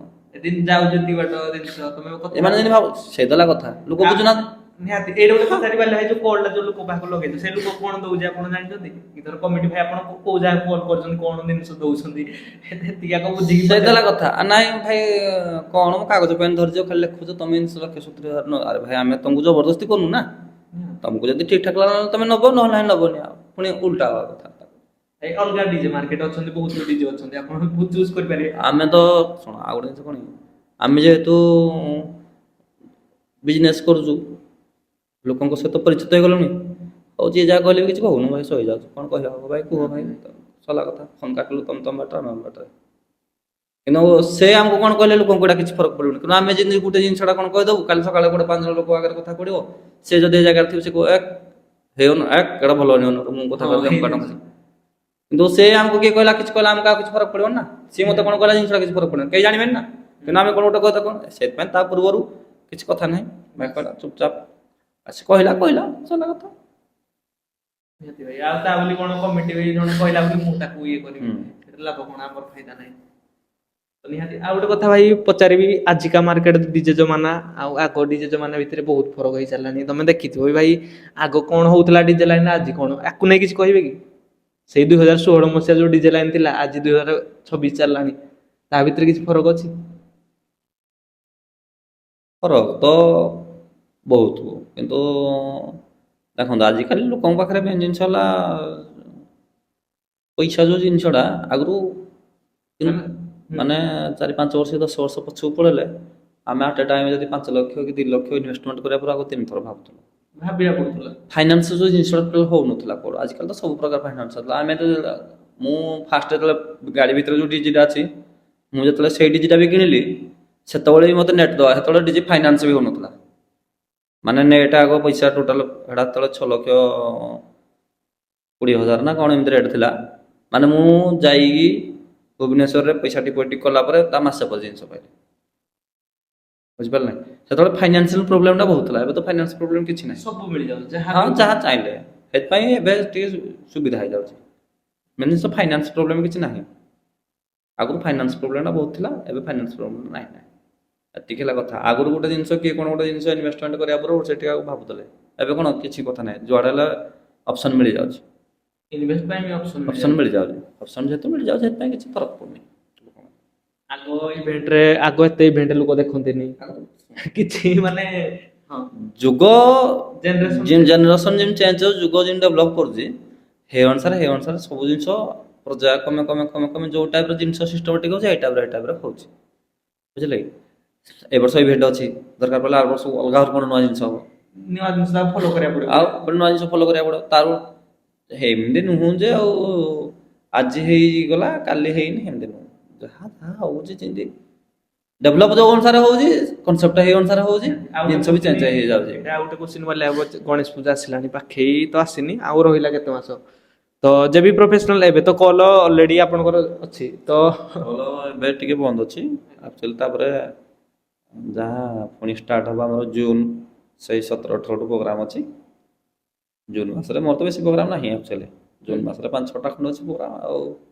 ଜୁଲାଇରେ 10ଟା ନା 11ଟା ପ୍ରୋଗ୍ରାମ ହେଇଛି ମାସେ ଏତିକି ପ୍ରୋଗ୍ରାମ ଅଛି ତାପରେ ତ ପ୍ରୋଗ୍ରାମ ରଖାଯିବନି ତାପରେ ଗାଡ଼ି ଫାଡ଼ି ଟିକେ କନଫର୍ମ କରିବାର ଅଛି ମାନେ ଗ୍ୟାପ ଭାବନ୍ତୁ ତାପରେ ଖୁବ ପୁଣି ଗଣେଶ ପୂଜା ଆସିଲା ତ ଗଣେଶ ପୂଜାରେ ବୁକିଂ ରଖିଲେଣି ହଁ ଗଣେଶ ପୂଜାରେ ବୁକିଂ ଆକ୍ଚୁଆଲି କାହାକୁ ଦିଆଯାଇନି ବିଲ୍ କିନ୍ତୁ ସବୁ କହିଦିଆଯାଇଛି ପାଖାପାଖି ଏଇ ମାସେ ଭଳିଆ ପଳେଇଛି ମାନେ ଅଲରେଡି କହିବି ଯଦି ଫାଙ୍କା ଅଛି ଯେବି ପ୍ରଫେସନାଲ ଯୋଉମାନେ ବୁକିଂ କରିବାକୁ ଚାହାନ୍ତି କିଛି ଫାଙ୍କା ଅଛି ଫାଙ୍କା ଡେଟ୍ କହିଲେ ଗଲେ ମାସେ ଭିତରେ ହେଇପାରିବନି ଅଲରେଡି ଟୋଟାଲ ବି ନାହିଁ ହଁ ନାହିଁ ହେଇଯାଇ ତାପରେ ଆଉ ଗୋଟେ ଜିନିଷ କଣ କି ମଝିରେ ସବୁ ଟିକେ ବାହାରିବାର ପ୍ରୋଗ୍ରାମ ଅଛି ନା ଟିକେ ଦରକାର ଗ୍ୟାପ୍ ଟିକେ ଦରକାର ମଝିରେ ଏମିତି ବି ମାସେ ପର୍ଯ୍ୟନ୍ତ ଆକ୍ଚୁଆଲି କୌଣସି ପ୍ରକାର ପ୍ରୋଗ୍ରାମ ରଖାଯାଉନି ତା ଭିତରେ ବି ଡେଟ୍ ଫାଙ୍କା ବାହାରିପାରେ ହେଲେ ବି ରଖାଯାଉନି ସେ ଭିତରେ ଟିକେ ଆଗ ପଛ କନସେପ୍ଟ କରାହବ ଭାବନ୍ତି ଯେ ଆପଣ ଯେତେ ବାହାରକୁ ପ୍ରୋଗ୍ରାମ କରିଦିଅନ୍ତି ଆପଣ ଭାବନ୍ତି ଗ୍ୟାପ୍ ମତେ ଦରକାର କିନ୍ତୁ ମାନେ ହେଟା ଆପଣଙ୍କୁ ଲାଗେନି କୋଉଠି ନା କୋଉଠି ପରିଶ୍ରମ ଭାଇ ତ ବହୁତ ପଡିବ ନା ସେଇଟା କଥା ଗ୍ୟାପ୍ ନିହାତି ଦରକାର ନା ଗ୍ୟାପ୍ ନହେଲେ କେମିତି ହବ ମୋ ମଝିରେ ମୁଁ ରାଉରକେଲା ରଖିଛି ପ୍ରୋଗ୍ରାମ ରାଉରକେଲା ଯୋଉ ପ୍ରୋଗ୍ରାମ ରଖିଛି ତା ଆଗ ଦିନଟା ନିହାତି ଗ୍ୟାପ୍ ଦରକାର ତାପରେ ତମେ ବାହାରକୁ ଗୋଟେ ଜାଗାକୁ ପ୍ରୋଗ୍ରାମ କରିବା ପାଇଁ ଯାଉଛ ମାନେ ବାହାରକୁ ପ୍ରୋଗ୍ରାମ କରିବା ପାଇଁ ଯାଉଛ ମାନେ ବଜେଟଟା କଣ ତମେ ଲୋକାଲ ବଜେଟରେ କରୁନ ନା 1.5 ଲକ୍ଷ ହଉ 2 ଲକ୍ଷ ହଉ କି 1.5 ଲକ୍ଷ ହଉ ତମେ ଯୋଉ ବଜେଟରେ କାମ ବାହାରକୁ ଯାଉଛ ମାନେ ବାହାରକୁ ତମେ ଯିବା ପୂର୍ବରୁ ତ ନିଟ୍ ଆଣ୍ଡ କ୍ଲିନ୍ ଟିକେ ଦରକାର, ପରିଷ୍କାର ସବୁ ଜିନିଷ ଥିବା ଦରକାର, ସବୁ ଏମିତି ଜିନିଷ। ନାହିଁ ଯେ ଯାଇକିନି ଆଜି କରିଦେଇ ହଁ କାଲି ଆଜି ସକାଳେ ରାତି ରାତି ଗୋଟେ ପ୍ରୋଗ୍ରାମ କରିଦେଇ ପାଲଟା ଗୋଟେ ଦିନ ରାତି କରିଦେଇ ସେମିତି କଲେ ଏଟା ଭଲ ଲାଗିବନି। ନିହାତି ଭାଇ ଏମିତି ନାହିଁ ଯେ ଗୋଟେ ଆମେ ଗୋଟେ ବେଷ୍ଟ କରୁଛୁ ମାନେ ଭାଇ ଏଟା ତ ହବନି ନା। ସେଇଥିକୁ ଏମିତି ନାହିଁ ପ୍ରୋଗ୍ରାମ ଭାଇ ଯେତିକି ହଉ ମୁଁ ବେଶୀ ନାହିଁ, ମୋର ଗଣେଶ ପୂଜା 20-22ଟା ପ୍ରୋଗ୍ରାମ ହେଲେ ମୋର ଢେରେ। ତ ନିହାତି ଭାଇ ଯୋଉ ବୁଝିଲେ? ଭାଇ ମାନେ ଗଣେଶ ପୂଜା ବୁକିଂ କରିବାକୁ ଚାହୁଁଥିଲେ ଦେଖନ୍ତୁ ଫାଙ୍କା ତ ଏଟେ ଅଛନ୍ତି ଭାଇ, ଏମିତି କଲେ କଣ୍ଟାକ୍ଟ କରନ୍ତୁ, କଥା ହୁଅନ୍ତୁ ବାଲିଆ ଭାଇଙ୍କ ସହିତ। ଆକ୍ଚୁଆଲି ଜିନିଷଟା ଆମେ କାହାକୁ ଦେଇନୁ ଆଜି ପର୍ଯ୍ୟନ୍ତ ବିଲ୍ ଏଇଥିପାଇଁ ଯେ କ'ଣ ମୁଁ କରିବି ଏପର୍ଯ୍ୟନ୍ତ ମୁଁ ମାଇଣ୍ଡ ସେଟଅପ୍ କରିନି। ଆମର ଆକ୍ଚୁଆଲି ପ୍ଲାନିଂ ଅଛି ଯେ ଆମେ ଏକ୍ସପୋରେ ବୁଲିକି ଆସିଲା ପରେ ତାପରେ ସେଠୁ ମାଇଣ୍ଡ ସେଟଅପ୍ ହେବ ଯେ ନାଇଁ ଏଇ ଜିନିଷ ଲଗାଯିବ। ଯେମିତି ଗଲା ଥର ଆମେ ଆସିଲା ପରେ ଏକ୍ସପୋରୁ ଫାଇନାଲ୍ ହେଲା ଯେ ନାହିଁ ଏଇ ସାର୍ଟଟା ନେବା, ଆମେ ସେଠୁ ବୁକିଂ ଦେଲୁ, ଜିନିଷପତ୍ର ଧରିକି ଆସିଲୁ। ଆଉ ଏଥର ସେମିତି ବୁଲିକି ଆସିଲା ପରେ ଦେଖିକି ଆସିଲା ପରେ ମାଇଣ୍ଡ ସେଟଅପ୍ ହେଲା ପରେ ତାପରେ ସେଇ ଅନୁସାରେ ସେଠୁ କନସେପ୍ଟ ଏଇ ଟାଇପ୍ର ହେବ। ତାପରେ ସେଠୁ ଲୋକମାନେ ଯୋଉ ଭାଇ ମାନେ ଏବେ ଯଦି ଆପଣଙ୍କୁ କଣ୍ଟାକ୍ଟ କରିବାକୁ ଚାହାନ୍ତି ବୁକିଂ ପାଇଁ କ'ଣ କିଛି କହିବେ? କିଛି କଥା ନାହିଁ, ଭାଇମାନେ ବି ଅଛନ୍ତି ସମସ୍ତେ କଣ୍ଟାକ୍ଟରେ, ଫୋନ୍ ବି କରୁଛନ୍ତି, ସବୁଦିନ ବି ଭାଇମାନେ ଫୋନ୍ କରୁଛନ୍ତି ସବୁ ଆଡ଼ୁ। କ'ଣ କରିବା, ବୁକିଂ ବହୁତ ଡେଟ୍ ହେଇଯାଇଛି। ତା ମେନ୍ ଜିନିଷ ୟା ଭିତରେ ଆମର ଲୋକାଲରେ ବହୁତ ମାନେ ମାନେ 2-3ଟା କମିଟିର ଲୋକାଲରେ ହିଁ ଲୋକ ଜଲ୍ଦି ରହିଯାଇଛନ୍ତି, ଇଏ କରୁଛନ୍ତି। ଲୋକାଲରେ ବହୁତ ଲୋକ ରହିଯାଇଛନ୍ତି, ମାନେ 4-5ଟା ଆମର ରେଗୁଲାର କରିଥିବା ଗାଁ ଆମେ 4-5 ଜଣ ରହିଯାଇଛି, ଏଥର ମିସ୍ ହେଇଯାଇଛି। ଯୋଉମାନେ ଯାଜପୁର, ଖୋର୍ଦ୍ଧା, ରାଉରକେଲା, ବଣେଇ ଧର ଦୂର ବାଟରୁ କଲ୍ କରୁ ତାଙ୍କ ପାଇଁ କ'ଣ କିଛି କହିବେ? ମାନେ ବୁକିଂ କରିପାରୁନାହାନ୍ତି ଭାଇ ମାନେ ଦୁଃଖ ରହୁଛନ୍ତି ପ୍ରାୟ। ଯାଜପୁର ପ୍ରୋଗ୍ରାମ ଯିବ ଏଥର ଗାଡ଼ି ଯିବ କିନ୍ତୁ ମୁଁ ଏଇଟା କହୁଛି ଯୋଉ ଭାଇ ମାନେ କୋଉ କ୍ଲବ ଭାଇ ମାନେ ବାର ହେଇ ଆଉ ଗୋଟେ ଜିନିଷ କ'ଣ କି ମନେକର ଗୋଟେରେ ମୁଁ କ'ଣ କରେ କି ମନେକର ଯାଜପୁର ଯିବ ଏଇ ଧର ପର୍ଟିକୁଲାର ଆଜି ଏଇ ଜାଗାରେ ପ୍ରୋଗ୍ରାମଟା ଅଛି, କାଲି ସକାଳେ ଏଇ ପାଖ ଆଖ କୋଉଠୁ ମାନେ 1 କିଲୋମିଟର 2 କିଲୋମିଟର 3 କିଲୋମିଟର ଏରିଆ ଯଦି ଟିକେ ଫୋନ୍ କରେ ମୁଁ ତାଙ୍କୁ ମନା କରେ, ମୁଁ କହିବି ଭାଇ ମତେ ସେଇ ଗୋଟେ ଜାଗାକୁ ସେମାନେ ନେବେ ପୁଣି ଆପଣମାନେ ଭଲ ଲାଗିବନି, ମନା କରେ। ଯୋଉ ଭାଇ ମାନେ ବୁକିଂ କରିବାକୁ ଚାହୁଁଥିଲେ ଭାଇ ତ କଲ୍ ତ ଭାଇ ଯେମିତି କହିଲେ ହେଇସାରିଲାଣି, ଦେଖନ୍ତୁ ଆପଣ କଣ୍ଟାକ୍ଟ କରନ୍ତୁ, କାଳେ ଗୋଟେ ଫାଙ୍କା ପଡ଼ିଯିବ, କାଳେ ମିଳିଯିବ, ଆପଣ ପୁଣି ଏନ୍ଜୟ କରିପାରିବେ। ନିହାତି ଭାଇ ଆଶା କରୁଛୁ ଯେ ଗୋଟେ ଧମାକେ କିଛି, ଯେହେତୁ ମାର୍କେଟରେ ଡିମାଣ୍ଡ ଟିକେ ଅଧିକା ହେଲାଣି, ଧମାକେ କିଛି ଗୋଟେ କରିବ, କିଛି ଗୋଟେ ମାନେ ମାର୍କେଟରେ କିଛି ଗୋଟେ କରିବ, ଆଉ କିଛି ଇଏ ମାନେ ୟୁନିକ୍ କରିବା ପାଇଁ ଜିନିଷ ମିଳିବା ଦରକାର, ଜିନିଷ ହେଲେ ୟୁନିକ୍ ହେବ। ଗୋଟେ କଥା ପଚାରିବା ଭାଇ, ୟୁନିକ୍ କହିଲେ ଆଗ ସେଟଅପଟା ସିଧା ଥିଲା, ଏଥର ଟିକେ ତେଢା ହେଲା, ୟା ପରେ କ'ଣ ସେଇଭଳିଆ ରହିବ? ଦେଖନ୍ତୁ ୟୁନିକ୍ ସେଟଅପ୍ କରିବା ପାଇଁ ହେଲେ ଯଦି କମ୍ ସାର୍ପି ଯଦି 20-25-30 ସାର୍ପି ନେଇକି କାମ କରିବା ପାଇଁ ଚାହିଁବ ତାହେଲେ ବହୁତ ପ୍ରକାର ୟୁନିକ୍ ସେଟଅପ୍ ହେବ। ଯୋଉ ଟାଇପ୍ର ସେଇଟା ହେଲା କଥା। ମେନ୍ ଜିନିଷ ସାର୍ପିକି ନେଇକି କନସେପ୍ଟ ଯେହେତୁ ତିଆରି ହେଉଛି, ସେଥିପାଇଁ କୌଣସି ପ୍ରକାର ୟୁନିକ୍ କରିହେବନି, ନହେଲେ ତ ୟୁନିକ୍ ଏମିତି 10-20-30 ସାର୍ପିରେ କରିବା ତ ବହୁତ ୟୁନିକ୍ ହେବ। ହେଲା କଥାଟା ହେଲା କଥା, ସାର୍ପିଟା ଯେହେତୁ ଆଗରୁ ହିଁ କାମ କରି ଆସିଛି, ଲୋକମାନେ ଏଇନେ 100 ସାର୍ପି ଖୋଜୁଛନ୍ତି। ସାର୍ପି ନେଇକି କାମ କରିବାକୁ ପଡ଼ିବ, ସାର୍ପି ନେଇକି କାମ କରିବା ପାଇଁ ହେଲେ ୟୁନିକ୍ କିଛି ଖୋଜିଲେ ମିଳିବନି। କିଛି ତ ୟୁନିକ୍ ହେଇପାରିବ, ଯେମିତି ଯାହା ଟିକେ ଚେଞ୍ଜ ଚାଞ୍ଜ ଦେଖିବା, ହାଲକା ଫୁଲକା କାହାଡା ଆଡ ଫାଡ କରିକି ସେଥିରେ ମାନେ ସେ କହୁଛନ୍ତି କିଛି ଗୋଟେ ମାନେ ମିକ୍ସ କରିବେ, ଆଉ ସେଇ ସେଟଟା ଯେମିତି ଏଇ ସବୁ ଜିନିଷ ଲାଗିଛି, ଲାଗିବ ବ୍ଲାଇଣ୍ଡର ଅଛି ଲାଗିବ, ବାର ଲାଗିବ, ୱେବ୍ ଲାଗିବ, ସାର୍ପି ଲାଗିବ, ସବୁ ଜିନିଷ ଲଗେଇ ଲଗାଇ ଦେଖିକି କ'ଣ ଟିକେ ଭଲ ଲାଗିବ କରିବା। ମୁଁ ଆକ୍ଚୁଆଲି ମାନେ ଲୋକ ଭାବନ୍ତି ଯେ ଆକ୍ଚୁଆଲି ଆମେ କନସେପ୍ଟଟା ଏମିତି ଭାବିକି ରଖିଛୁ, ଆକ୍ଚୁଆଲି ଆମେ କିଛି ଭାବିକି ରଖିଥାଉ, ଏଇଟା ବନେଇ ଦଉ ଅନ୍ଦାଜରେ ଏମିତି ଗୋଟେ ଏମିତି ଗୋଟେ ବନେଇ ଦଉ। ଆମର ଆକ୍ଚୁଆଲି ପ୍ଲାନିଂ ଅପସନ୍ କ'ଣ ଥାଏ କି, ଏଇଟା ତମେ ବନାଅ, ଏଇଟା ଭଲ ଲାଗିବନି, ଆରେ କର, ନହେଲେ ନାହିଁ କାଟିଦେବା, କ'ଣ ହେଇଯାଉଛି। କିନ୍ତୁ ଯେତେବେଳେ ଫାଷ୍ଟ ମୋର ମନେ ଅଛି ୟା ପୂର୍ବରୁ ଯୋଉ ବ୍ଲାଇଣ୍ଡର ଷ୍ଟୋର ହେଲା, ମାନେ ଆର ଯୋଉ ଗାଡ଼ିଟା ଆମେ ଯେତେବେଳେ ହେଇ ବର୍ଷା ହଉଥିଲା, ଏ ଗାଡ଼ି ଯୋଉ ରୁମଟାରେ ଅଛି ରୁମ୍ ଭିତରେ କାମ କରାହଉଥିଲା, ଆମେ ଯେତେବେଳେ ଗଲୁ ଏଟା ଭଲ ଲାଗିବନି, ଏତେ ବଡ଼ ଚଉଡ଼ା ସେଟ କରିଛ ଗ୍ରିଡ୍ଟା, ଏଟା ଭଲ ଲାଗେନି। ମୁଁ କହିଲି ଆରେ ଭାଇ ଯଦି ଭଲ ନ ଲାଗିବ କାଟିଦବା, ବନାଅ ଆଗ, ମାନେ ବନେଇ ସାରିଲା ପରେ କରିସାରିଲା ପରେ ମାନେ ଏଟା ଭଲ ଲାଗୁଛି, ମାନେ ପୁରା ହେଇଗଲା, ପୁରା ଚାଲା ରହିଲା ସେ ରହିଲା ଲାଷ୍ଟ ହେଲା। ଏଇ ସେଟଅପଟା ଯେତେବେଳେ ବି କରାହେଲା ଏଥର ବି ଏଇ ଯୋଉ ସାଇଡ୍ଟା ବନା ହେଲା, କେଡ଼େ ବହୁତ ବଡ଼ ଫ୍ରେମ୍ ହେଇଗଲା, ଏଡ଼େ ଫ୍ରେମ୍, ଏଟା ଭଲ ଲାଗିବନି, ଏଟା କରନି। ମୁଁ କହିଲି କରିବା, ନହେଲେ ନାହିଁ ପୁଣି ସିଧା କରିଦେବା, କ'ଣ ଅଛି, ନହେଲେ ଆମେ ପୂର୍ବକୁ ପୁଣି ଫେରି ଆସିବା, ଯୋଉଠି ଯାଇଥିଲେ ସେଠି ପଳେଇ ଆସିବା, କରାଯାଉ ଆଗ, ଭଲ ଲାଗିଲେ ଲାଗିବ, ନ ଲାଗିଲେ ନାହିଁ। ଆଉ ଦେଖିଲା ସେ ବି ଭଲ ଲାଗିଲା, ଚାଲିଛି, ହେଇଗଲା କଥା। କନସେପ୍ଟ ହାତର କଥା, ବନା ଯାଉଛି, ଯୋଉଟା ଭଲ ଲାଗିବ ସେଟା କରିବା, କାଟିଦେବା ସାଙ୍ଗେ ସାଙ୍ଗେ, କ'ଣ ସାଙ୍ଗେ ସାଙ୍ଗେ ଚେଞ୍ଜ କରିଦେବା, ହାତରେ କ'ଣ ଅଛି, କିଛି ଅସୁବିଧା ନାହିଁ। ଆଉ ଗୋଟେ କ୍ୱେଶ୍ଚିନ୍ ଏଇଟା ବାଲିଆ ଭାଇକୁ ପଚାରିବି, ବାଲିଆ ଭାଇ ଆଗ ସମ୍ପର୍କ ଭାଇଚାରା ଗୋଟେ ଥିଲା, ଯୋଉଠି ଗଲେ ଆମ ଆଜି ଡିଜିର ତେଲ ସରିଗଲା ଭାଇ, ହଁ ଆ ଡିଜିରୁ ଆଣିବାରି, ଏ କାଲି ଗୋଟେ ସାର୍ପି ଫ୍ଲପ୍ ହେଇଗଲା, ତା ଡିଜି ହଁ ଚଳିଦବା ଭାଇ, ଭାଇଚାରା ଗୋଟେ ଥିଲା। ଆଜିକା ଜମାନାରେ ମୁଁ ଯଦି ବି ବାଲିଆ ଭାଇ କହିବି, ଆଗ ଭଳିଆ ସେଇ ଯୋଉ ମାହୋଲଟା ଆଉ ମିଳୁନି, ନିଜେ କରିବ ସବୁ। ଏଠି କଣ କହିବି? ଦେଖ ଭାଇଚାରା ଯୋଉ ଜିନିଷଟା ଏଇ ଜିନିଷଟା ତ ଆକ୍ଚୁଆଲି ନାହିଁ, କାହା ପାଇଁ ନାହିଁ ପୁଣି ନାହିଁ। ଆଜ୍ଞା ଯୋଉ ଅନର ମାନେ ଠିକ ଅଛନ୍ତି, ହଁ ମାନେ ସେଟପରେ କାମ କରୁଥିବା ଲୋକ ଠିକ ଅଛନ୍ତି।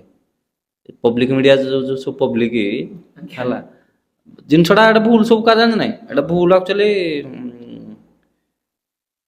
ଏଇଟା ତ ପବ୍ଲିକ ଦୋଷ ପବ୍ଲିକର ଦୋଷ ତ ଆମେ ଦେଇପାରିବନି। ଆଜ୍ଞା। ଏ ଭୁଲଟା ଆକ୍ଚୁଆଲି ଆମ ଅନରଙ୍କର, ଆମ ନିହାତି, ମାନଙ୍କର। ନିହାତି। କାହିଁକି ଜାଣିଛ ନାହିଁ? ମନେକର ଆଜି ଗୋଟେ ଜାଗାରେ ମୋର ଗୋଟେ ପ୍ରୋବ୍ଲେମ ହେଲା, କି ଆଉ ଗୋଟେ ଭାଇର ପ୍ରୋବ୍ଲେମ ହେଲା, ଯଦି ସିଏ ଜିନିଷଟା ମନେକର କାର୍ଡ ଗୋଟେ ମାଗିକି ନେଇଛି କି କଣ ଗୋଟେ ଆଣିଛି, କି ମୋର ଗୋଟେ ପ୍ରୋବ୍ଲେମ ହେଲା, ମୋର କଣ ଧର ମନେକର ଯୋଉ ସରି ପୁରା ରିଅଲ କଥା ଗୋଟେ କହୁଛି ହେଲା, 2000 ଗଲା ବର୍ଷ ବୋଧେ ତ, ନାଇଁ ନାଇଁ 2025 ନୁହେଁ, 2024 କନ୍ଦର୍ସିକା କଥା କହୁଛି ପୁରା ହେଲା, କାରଣ ତମେ ଜାଣିଛ ଯେ ମୁଁ ତ ପୁରା ମୁହଁରେ କୁହେ ଯୋଉ ଜିନିଷଟା ମୁଁ ରାନୁ ଆସିଥିଲା ହାଇଟେକ୍ ଯୋଉ ଇଏ ଆସିଥିଲା ସିଭିଜନ। ମୋର ଗୋଟେ ବାଣ ଆକ୍ଚୁଆଲି କଣ ହେଲା କହିଲ, ମୋର ଦିନ ସରିଯାଇଥିଲା। ମୁଁ ତାକୁ ଫୋନ କଲି ଆଉ ଆସିଲା ବେଳକୁ ମୋ ପାଇଁ ଗୋଟେ ଦୋକାନରୁ ଲେଜେଣ୍ଡରୀ ଗୋଟେ ବାଣଟେ ଧରିକି ଆସିଥିବୁ ଭାରି। ବାଣଟେ ସେ ଧରିକି ଆସିଥିଲା ମାନେ, ମୁଁ କହିଲା ହଁ ଭାଇ ମୁଁ ତମ ନାଗି ନେଇଯାଇଥିବି ଦୋକାନରୁ, ଆଉ ସେଇଠୁ ଗଲାବେଳକୁ ତମେ ମୋଠୁ ନେଇଯିବ ଆଉ। ଜାଗା ଉପରେ ପହଞ୍ଚିଲା, ଜାଗା ଉପରେ ଯେତେବେଳେ ପହଞ୍ଚିଲା ମୁଁ ଗଲି ତାଠୁ ବାଣଟା ଧରିକି ଆସିଲି। ମାନେ ତାଙ୍କ କ୍ଲବ ବାଲା, ସେ ଯୋଉ କ୍ଲବ ଆଣିଥିଲେ ତାଙ୍କ କ୍ଲବ ପିଲା ଆମ ଯୋଉ କ୍ଲବ ବାଲାକୁ କମେଣ୍ଟ ମାରିଲେ, ଆଉ ତମର ବାଣ ଫୁଟାଇବା ପାଇଁ ବାଣ ନଥିଲା ବୋଲା, ତମେ ଆମର ବାଣଟା ମାଗିକି ନେଇଛ। ମାନେ ଚିନ୍ତା କର, ମାନେ ଲୋକଙ୍କ ମାଇଣ୍ଡସେଟ କଣ କହିବ? ଲୋକଙ୍କ ମାଇଣ୍ଡସେଟ ମାନେ ମୋ ପାଖରେ ନଥିଲା ଯେ ମୁଁ ତାଠୁ ଆଣିଥିଲି ମାଗିକି। ସେଟା ଭାଇ କିଏ ହାରାସମେଣ୍ଟ କରୁଛି? ପବ୍ଲିକ ନିଜେ ଭାଇ, କମିଟି ଭାଇ ମାନେ ଇଏ ତାଠୁ ଭାଇ ଦେଖନ୍ତୁ, ହେଇ ତ ଆପଣ ମାନେ ତ ନିଜେ ଇଏ କରୁଛନ୍ତି। ଭାଇ ଯଦି ଗୋଟେ ପିଲାଟା ଆମର କହିଲା ଭାଇ ଏମିତି କଥା, ଆଉ ଏମିତି କହୁଛନ୍ତି, ମୁଁ କହିଲି ହଁ କୁହନ୍ତୁ, କହିବାର କଣ ଅଛି। ସେମିତି କଥା, ଯଦି କାଲି ଆଜି ସବୁ ମନେକର ମୋର ଗୋଟେ ପ୍ରୋବ୍ଲେମ ହେଇଛି, ମୁଁ କୋଉ ଜାଗାରୁ ଆଣିଲି ଜିନିଷଟା, କଥାଟା କଣ ହଉଛି, ମୁଁ ଯାହାଠୁ ଆଣିଲି ସିଏ ଦବା ପାଇଁ ରାଜି ଅଛି, ତାର କିଛି ଅବଜେକ୍ସନ ନାହିଁ। ହଁ ଭାଇ ଗୋଟେ ଲୋକ ଯେହେତୁ ହଇରାଣ ହଉଛି, ଆଉ ତାଠୁ ସେ ଜିନିଷଟା ନେଇଯାଉ, କିଛି ମତଲବ ନାହିଁ। କିନ୍ତୁ ଯଦି ସେଟା ସୋସିଆଲ ମିଡ଼ିଆକୁ ଆଇଲା, ଯଦି ଏଟା ମତେ ଡାଉନ କରିକି ତାଙ୍କ ଫେଭର ହେଲା, ତାହେଲେ ସେ ବି କିଛି କହୁନାହାନ୍ତି, ସେ ବି ଖୁସି, ହଁ ଠିକ ଅଛି। ଆଜିକା ଜମାନା ଭାଇ ସେଇଟା, ସେଇ ଆଗ ଯେମିତି ଭାଇଚାରା ଗୋଟେ ଥିଲା, ଯେମିତି ଇଆଡୁ ଜିନିଷ ଆଣିଲେ, ଏଥର ନାହିଁ, ନିଜ ଦମ ନାହିଁ, ତାଠୁ ଆଣିକି କହୁଛୁ, ଏଇ ଯୋଉ ଜିନିଷଟା କହୁଛନ୍ତି କେତେ ମାତ୍ରାରେ ଭାଇ ଭୁଲ। ଧର ଗୋଟେ ଆଜି ଧର ତାଙ୍କ ପାଖେ କିଛି ନାହିଁ ଭାଇ, ଏମିତି ତ ନାହିଁ ନା, ତାଙ୍କର ପଇସା ପତ୍ର ଏତେ ସବୁ ଡିଜେ ବାଲାଙ୍କ ପାଖରେ, ଯଦି କିଛି ଲୋକ ଯଦି ତାଠୁ ହେଲ୍ପ କରିକି ଏ ଜିନିଷଟା କଲା, ତାହେଲେ ସେ ନିହାତି କହୁଛନ୍ତି ଭାଇ ସେ ନିଜ ଦମରେ କରିପାରୁନି। କଣ କହିବା, ଲୋକ ଭାଇ କାହାକୁ କଣ କହିବା, କାହାକୁ ତମେ କିଛି କହିପାରିବନି। ଯିଏ କହିବୁଛି ଭାଇ ସେ ତାର କହୁ, କହିବା ଲୋକକୁ ତମେ ଯଦି ତମେ ଯିଏ କହୁଛି, ଦି ଜଣ କହିଲେ ଜିନିଷଟା ବଢିବ। ଯଦି ଜଣେ କହୁଛି, ଜଣେ ଲୋକ ସାଇଲେଣ୍ଟ ହେଇଯିବ, ତାହେଲେ ତାର କିଛି ଗୋଟେ ଷ୍ଟପ୍ ଅଛି, ବୁଝିପାରିଲେ? ସେଥିପାଇଁ ଜଣେ ଲୋକ କହୁଛି ଯଦି ସେ କହୁ, କିଛି କହିବାର ନାହିଁ। ଆପଣ ଯୋଉଠି ପ୍ରୋଗ୍ରାମ କରି ଯାଆନ୍ତି, ଆମେ ଭାଇ ବହୁତ ବାଲିଆ ଭାଇ ଗୋଟେ କମ ଦେଖୁଛୁ ପ୍ରୋଗ୍ରାମରେ ଯାଆନ୍ତି, କିନ୍ତୁ ଭାଇ ହେଠୁ ନଥିବେ, ଡିଜେ ପାଖରେ ନଥିବେ, କି ଗୋଟେ ଖୋଜିଲେ ମାନେ ମିଳିବେନି। ଲୋକ ଦେଖିବାକୁ ଚାହୁଁଛନ୍ତି ବାଲିଆ ଭାଇ କୁଆଡେ ଗଲେ, କିନ୍ତୁ ବାଲିଆ ଭାଇ ସେଠି ନାହାନ୍ତି। ମୋ କାମ ହେଲା ଗାଡି ଛିଡା ହେଇଥିବ, କିଛି କଥା ନାହିଁ, ଆମେ 2 ଜଣ 4 ଜଣ ଯୋଡେ ହେଲେ ବଇକି ଗପ ମାରୁଥିବୁ, ହେଲା କାମ। ଖାଲି ପାଖରେ ଥିବା ଦରକାର, ଏମିତି କିଛି ପାଖରେ ଥିଲେ ମତେ କିଛି ଫରକ ପଡୁନି, କି ନଥିଲେ ବି କିଛି ଫରକ ପଡୁନି। ଉନର ହେଲେ ବି ସେ ଭାଇ ଗୋଟେ ଡିଜେ ସେଟ ପାଖରେ ଯାଇକି କାମ କରୁଥିବେ, ମାନେ କେମିତି ବେଟର। ଏମିତି କିଛି କଥା ନାହିଁ, କାମ ପଇଲେ ଭାଇ ମୁଁ କାମ କଲି ଭାଇ, ମୋର କିଛି କଥା ନାହିଁ। ମୁଁ ତମ ଗାଁରେ ପରା ମୁଁ ନିଜେ ସବୁ ଟୋଟାଲ ଇଭେଣ୍ଟ ମୁଁ ନିଜେ ଦେଖିଛୁ, ମାନେ ଉନର ହେଲେ ବି ନିଜ କାମକୁ ଆଉ କିଛି ଉନର ଆମେ ଦେଖିଛୁ ନା, ମ ତ ସବୁ ପିଲା ଅଛି, ପିଲା ସବୁ କରିଦେବେ, କିନ୍ତୁ ନା ଏମିତି ନୁହଁ। କାମ ଯୋଡେ ବାତେଇଦେନି କେହି ଖୋଜନ୍ତିନି, ତାପରେ ଆମ ମାନେ ପିଲା ଏମିତି କେହି ଖୋଜନ୍ତିନି ମତେ, କେହି ଡାକନ୍ତିନି ଆସ କରିବ ବୋଲି, କିଛି କଥା ନାହିଁ। ସେ କରୁଛି ତାଙ୍କ ସାଙ୍ଗେ କରିଦବା, ସେଥିରେ କଣ ଅଛି। ମୁଁ ଭାଇ ଛୋଟରୁ ବଡ ହେଇଛି ଭାଇ, ମୁଁ ସବୁ କାମ କରିଛି, ମୁଁ ନିଜେ ଗାଡି ଚଲେଇଛି, ମୁଁ ନିଜେ ବଜେଇଛି। ମୋ ଜୀବନରେ ମୁଁ ବହୁତ କଷ୍ଟ କରିଛି ହେଲା, ଆଉ ମୋ ଜୀବନର ଅତୀତଟା ମୁଁ କେବେ ଭୁଲିନି, ବୋଲି ସେଥିପାଇଁ ମୁଁ କେବେ କୌଣସି ପ୍ରକାର ଭାଇ ମୁଁ ହେଇଥି ହେଲା କଥା। ମୋ ଜୀବନରେ ମୁଁ ଛୋଟରୁ ବଡ ହେଇଛି, ସବୁ କରିଛି ଜୀବନରେ, ସବୁ କାମ କରିଛି ହେଲା। ଗୋଟେ କଥା ପଚାରି ମନେ କେବେ ଆସିନି, ଗୋଟେ ଡିଜେ ବିଜନେସ ରୁ ଆଉ କିଛି ଗୋଟେ ଷ୍ଟାର୍ଟ କଲେ ହୁଅନ୍ତା, ଆସିନି ମନେ? ଆଉ ଜିନିଷ କଣ କି, ଅଲଗା କନସେପ୍ଟ କରିବା ନାଇଁ କି, ଅଲଗା କଣ ଗୋଟେ ବିଜନେସ କରିବା ପାଇଁ। ଏକ ତ ଆମ ପାଖରେ ପଇସା ନାହିଁ ନା, ଖୋଲା କଥା। ଦ୍ୱିତୀୟ କଥା ହେଲା ଆଉ ଲୋକ ଦରକାର। ଲୋକ ନହେଲେ ତ ଗୋଟେ ନହେଲେ DJ ହବନି ନା। ସମ୍ଭାଳିବ। ଆମେ ଏକୁଟିଆ ଲୋକ ଘରେ, ମୁଁ ଏକୁଟିଆ। ମୋ ଭାଇଟା ଅଛି, ସାନ ଭାଇଟା ଅଛି ମୋ ପାଖରେ ବୋଲି ମୁଁ ଆକ୍ଚୁଆଲି ସାନ ଭାଇଟା ଅଛି ମୋ ପାଖରେ। ତାପରେ ଆମର କ'ଣ, ଆମର ଗାଁ ପିଲା ଦେଖ ରିଟର୍ଣ୍ଣଟା ମୋ ପାଖରେ ଆସିକି 20 ମାନେ ସେ କେତେ ଆରମ୍ଭରୁ ବହୁତ ଦିନ ହିସାବ ନାହିଁ। ହଁ, ସେ ବି ଗୋଟେ ଭାଇ ଭଳିଆ ଆମର ଅଛି, ଗୋଟେ ଟେନସନ୍, ଆମେ କିଛି ଟେନସନ୍ ନେଉନୁ। ସିଏ ଗୋଟେ ଅଛି ଡ୍ରାଇଭର ଆମର ଆଜି 12 ବର୍ଷ 14 ବର୍ଷ ହେଲା, ସିଏ ଗୋଟେ ଭାଇ ଭଳିଆ ଅଛି। ସିଏ ବି ସବୁ ବଣ୍ଡିଙ୍ଗ ଭାଇ ଆରେ ଭାଇ କିଛି କଥା ନାହିଁ, ଏଥିପାଇଁ କିଛି ଟେନସନ୍ ନାହିଁ। ମୁଁ କୌଣସି ପ୍ରକାର ଟେନସନ୍ ନେବା ପାଇଁ ଚାହୁଁନି। ଆଉ ସବୁ ନିଜ ପିଲାରାକ ନିଜ ଭଳିଆ ଅଛନ୍ତି, କିଛି ଟେନସନ୍ ନାହିଁ, କିଛି ନାହିଁ। ଯିଏ ଭାଇ ଯେହେତୁ ଆପଣ ଗୋଟେ ଡିଜେ ସଂସ୍ଥାର ଘର ଚାଲିଛି, ମୁଁ ଏଇଟା ଗୋଟେ କଥା ପଚାରି, ମଝିରେ ଗୋଟେ ନ୍ୟୁଜ୍ ଆପଣ ଶୁଣିଥିବେ ଭାଇରାଲ ହେଲା, ଡିଜେ ବନ୍ଦ ହେଇଯିବ ବୋଲି। ସେଥିପାଇଁ ଆପଣଙ୍କୁ କିଛି ଝଟକା ଲାଗିନଥିଲା କି ନାଇଁ ଆଗକୁ ଏଇ ଡିଜେ ବିଜନେସ୍ ହବ ବୋଲି? ନାଇଁ ନାଇଁ, ଡିଜେ ବନ୍ଦ ହେଇଯିବ ମୁଁ ତ, ଆମେ ଜାଣିଛୁ ଯେ କେବେ ବନ୍ଦ ହବନି। ସେ ରୁଲ ବାହାରିପାରେ। ହଁ, ତାର ଲିମିଟେସନ ହେଇଯିବ, କିନ୍ତୁ ବନ୍ଦ କେବେ ହବନି। ବୁଝିଲ ନାଇଁ, ଯୋଉମାନଙ୍କ ଦ୍ୱାରା ବନ୍ଦ ହବ। ଡିଜେ ଚାଲିଛି, ମାନେ ଯେମିତି ବିଜନେସ୍ ରୁ ଗୋଟେ ଡିଜେ ରୁ ଘର ଚାଲିଛି, ହଠାତ୍ ଏମିତି ଗୋଟେ, ମୁଁ ମାନୁଛି ଭାଇ ଡିଜେ ବନ୍ଦ ହବନି, କିନ୍ତୁ ରୁଲ ବାହାରିବ କ'ଣ ହବ କ'ଣ ନାହିଁ। ଡିଜେ ତ ଯେହେତୁ ଚାଲିଛି, ଆଉ ଗୋଟେ କଥା ମୁଁ ଆଜି କହୁଛି ବାଲେ ଭାଇ, ଗୋଟେ ଡିଜେ ନାହିଁ ଏନେ ମାର୍କେଟରେ ଆପଣ ଦେଖିଥିବେ କେତେ ଡିଜେ ବାହାରିଲାଣି। ତାପରେ ଯୋଉ ଜିନିଷ ବି ଚାଲିଛି, କୋଉ ନା କୋଉଠି ମନେ କେବେ ଭାବନା ଆସିନି ନାହିଁ ଏମିତି ଯୋଉ କରୁଛନ୍ତି କେତେ ଦୂର ଠିକ, ତାପରେ ବନ୍ଦ ହବ ଇଏ ସେ। ସେଟା ତ ଠିକ କଥା, କିନ୍ତୁ ବହୁତ ଲୋକ ମାନେ ଏଇ ଲାଇନରେ ବହୁତ ପରିବାର ଜଡ଼ିତ ଅଛନ୍ତି। ନିହାତି ଭାଇ, ବହୁତ ଘର ଦ୍ୱାର ଚାଲିଛି, ବହୁତ ପରିବାର ଜଡ଼ିତ ଅଛନ୍ତି। ଆଉ ଯୋଉମାନେ ଆମର ଓନର ଭାଇ ମାନେ ବି ବହୁତ ବହୁତ ପଇସା ବି ସବୁ ଇନଭେଷ୍ଟମେଣ୍ଟ କରିଛନ୍ତି।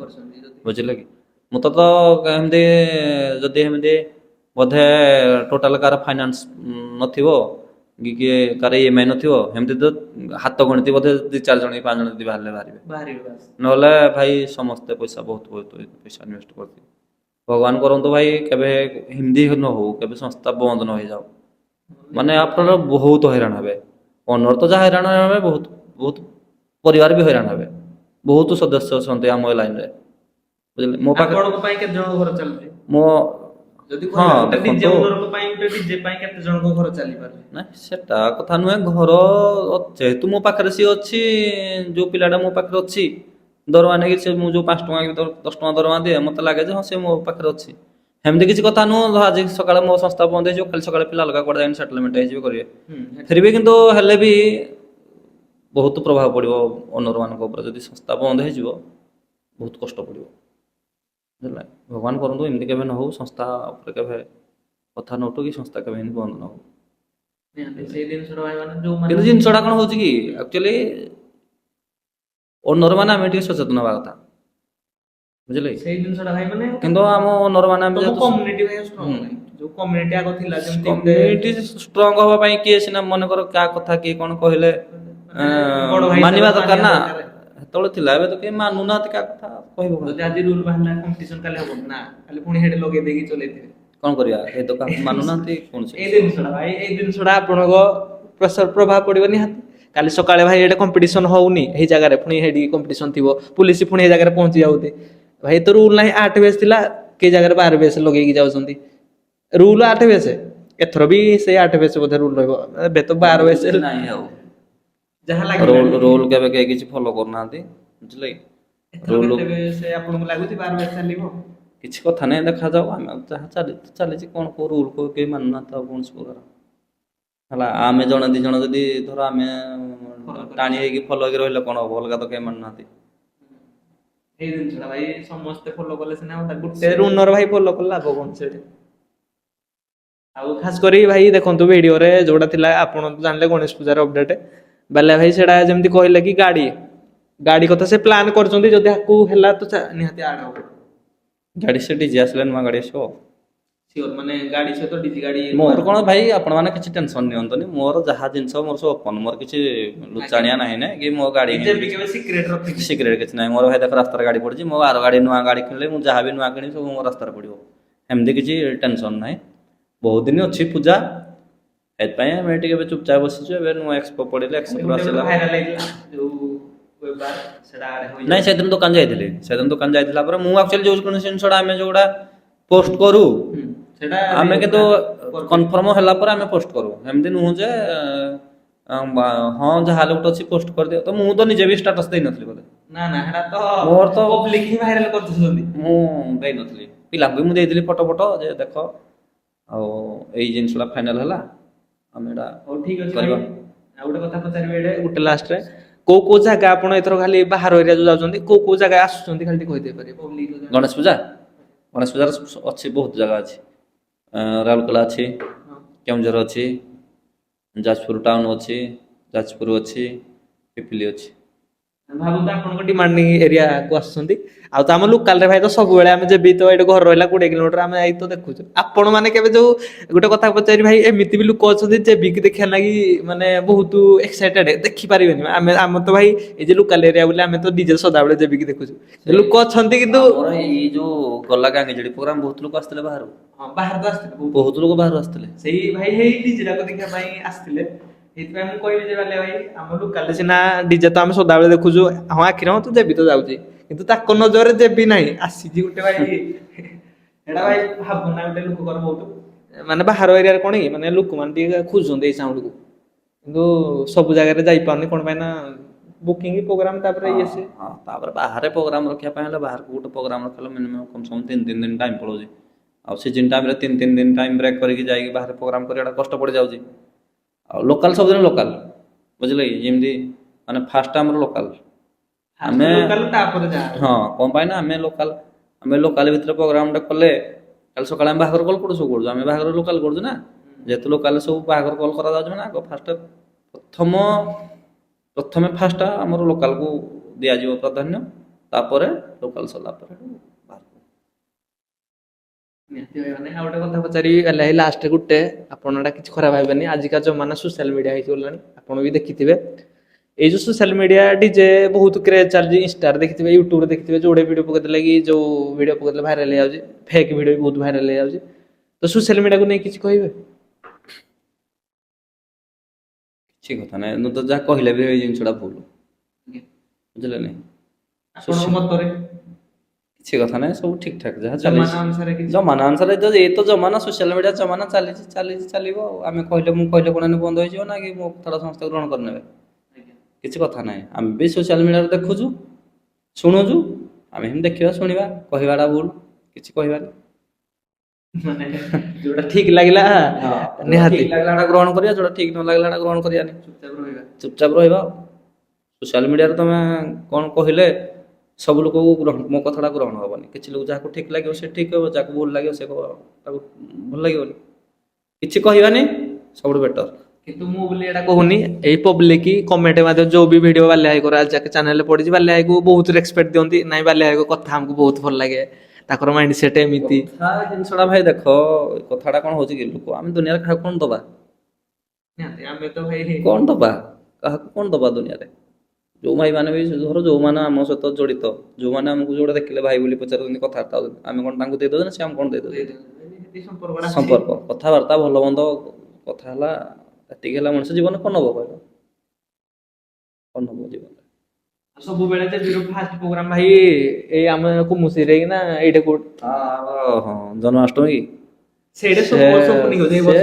ଜିନିଷଟା କଣ କି ଏଇଟା ମତେ ଗୋଟେ ମୋର ଗୋଟେ ପ୍ଲସ ପଏଣ୍ଟ କଣ ଜାଣିଛ ନାଇଁ ଯେହେତୁ ଆମର ଗଣେଶ ପୂଜା ଆଗକୁ 10 ଦିନ ଥାଏ ଯେହେତୁ ସେଟ ଗୁଡା ଓପନିଂ ହେଇଯାଏ ଆମେ ଗୋଟେ ଟାର୍ଗେଟରେ କାମ କରୁ ଯେ ଆଉ ଏଇ ଦିନ କଲ୍ ଅଛି ମାନେ ଆମେ କାମ କରିବା ଆଉ ସେଟ ଗୁଡା ଯିବ ମାନେ ତାପରେ ସବୁ କାମ ସରିଲା ନା ଯାହା ଟୁକୁରା ମୁକୁରା ଯୋଉ କାମ ଆମକୁ ସବୁ ଫିଲଅପ ହେଇଯାଏ କିନ୍ତୁ ଏମିତି ଯଦି ଆମର କଣ ଗଣେଶ ପୂଜା ପ୍ରୋଗ୍ରାମ ଅଛି ଆମର 14 ତାରିଖ ପୂଜା ହେଲା 15 ତାରିଖ କାମ ଅଛି ହଁ ଅଛି ତ କରିବା ଆଉ ଆମେ ଟିକେ ହେଳସିଆ ଲୋକ ଗୁଡା ନା କରିବା ଆଉ ଏମିତି ଯୋଉ ହେଇକି ଟାଇମ ପଳେଇଯାଏ ଲାଷ୍ଟ ଟାଇମ ଏମିତି ପୂଜା ଦିନ କାଲି ପୂଜା କଲ୍ ଥିବ ଦେଖିଲା ବେଳକୁ ଆଜି 11ଟା ଯାଏ କାମ ସରିନଥିବ ଆଉ ଗୋଟେ କଥା ମୁଁ ଏଇଟା ପଚାରି ଯେ ପ୍ରଫେସନାଲ ଯୋଉ ପ୍ରୋଗ୍ରାମ ଥାଏ ପୁରା ମାନେ ଟାଇମରେ ଆଗୁଆ ନାହିଁ ଯେ ଆଗୁଆ ଯାଇକି ଆମେ ପୁରା ଥିବୁ ଜାଗାରେ ମାନେ ସବୁ ରେଡି ଥିବ ଗାଡି ଠିଆ ହେଇଥିବ ପ୍ରୋଗ୍ରାମ ହବ ଯାଇକି ଆଉ 2-3 ଘଣ୍ଟା ପରେ ଷ୍ଟାର୍ଟ ଏମିତି ନାହିଁ ଯେ ପୁରା ଠିକ ଟାଇମରେ ପହଞ୍ଚିକି ଷ୍ଟାର୍ଟ କରେ ହଁ ସମୟ ତ ଆମେ ସମୟ ଜିନିଷ ରଖିବା ଦରକାର କାରଣ ଜଣେ ଲୋକ ଆମକୁ ବୁକିଂ କରିକି ଧର ସେ ଫୋନ କରିବ କି ଯେ ଭାଇ ଆଉ କେତେବେଳେ ଆସିବ କୁଆଡେ ଗଲ ସମସ୍ତେ ଆଇଲେନି ନାଇଁ ଭାଇ ସମୟ ଆମକୁ ମୁଁ କହିଦିଏ ଭାଇ ଆମକୁ କେହି ବିରକ୍ତିଆ କରିବା ଦରକାର ନାହିଁ ଆମେ ପହଞ୍ଚିବୁ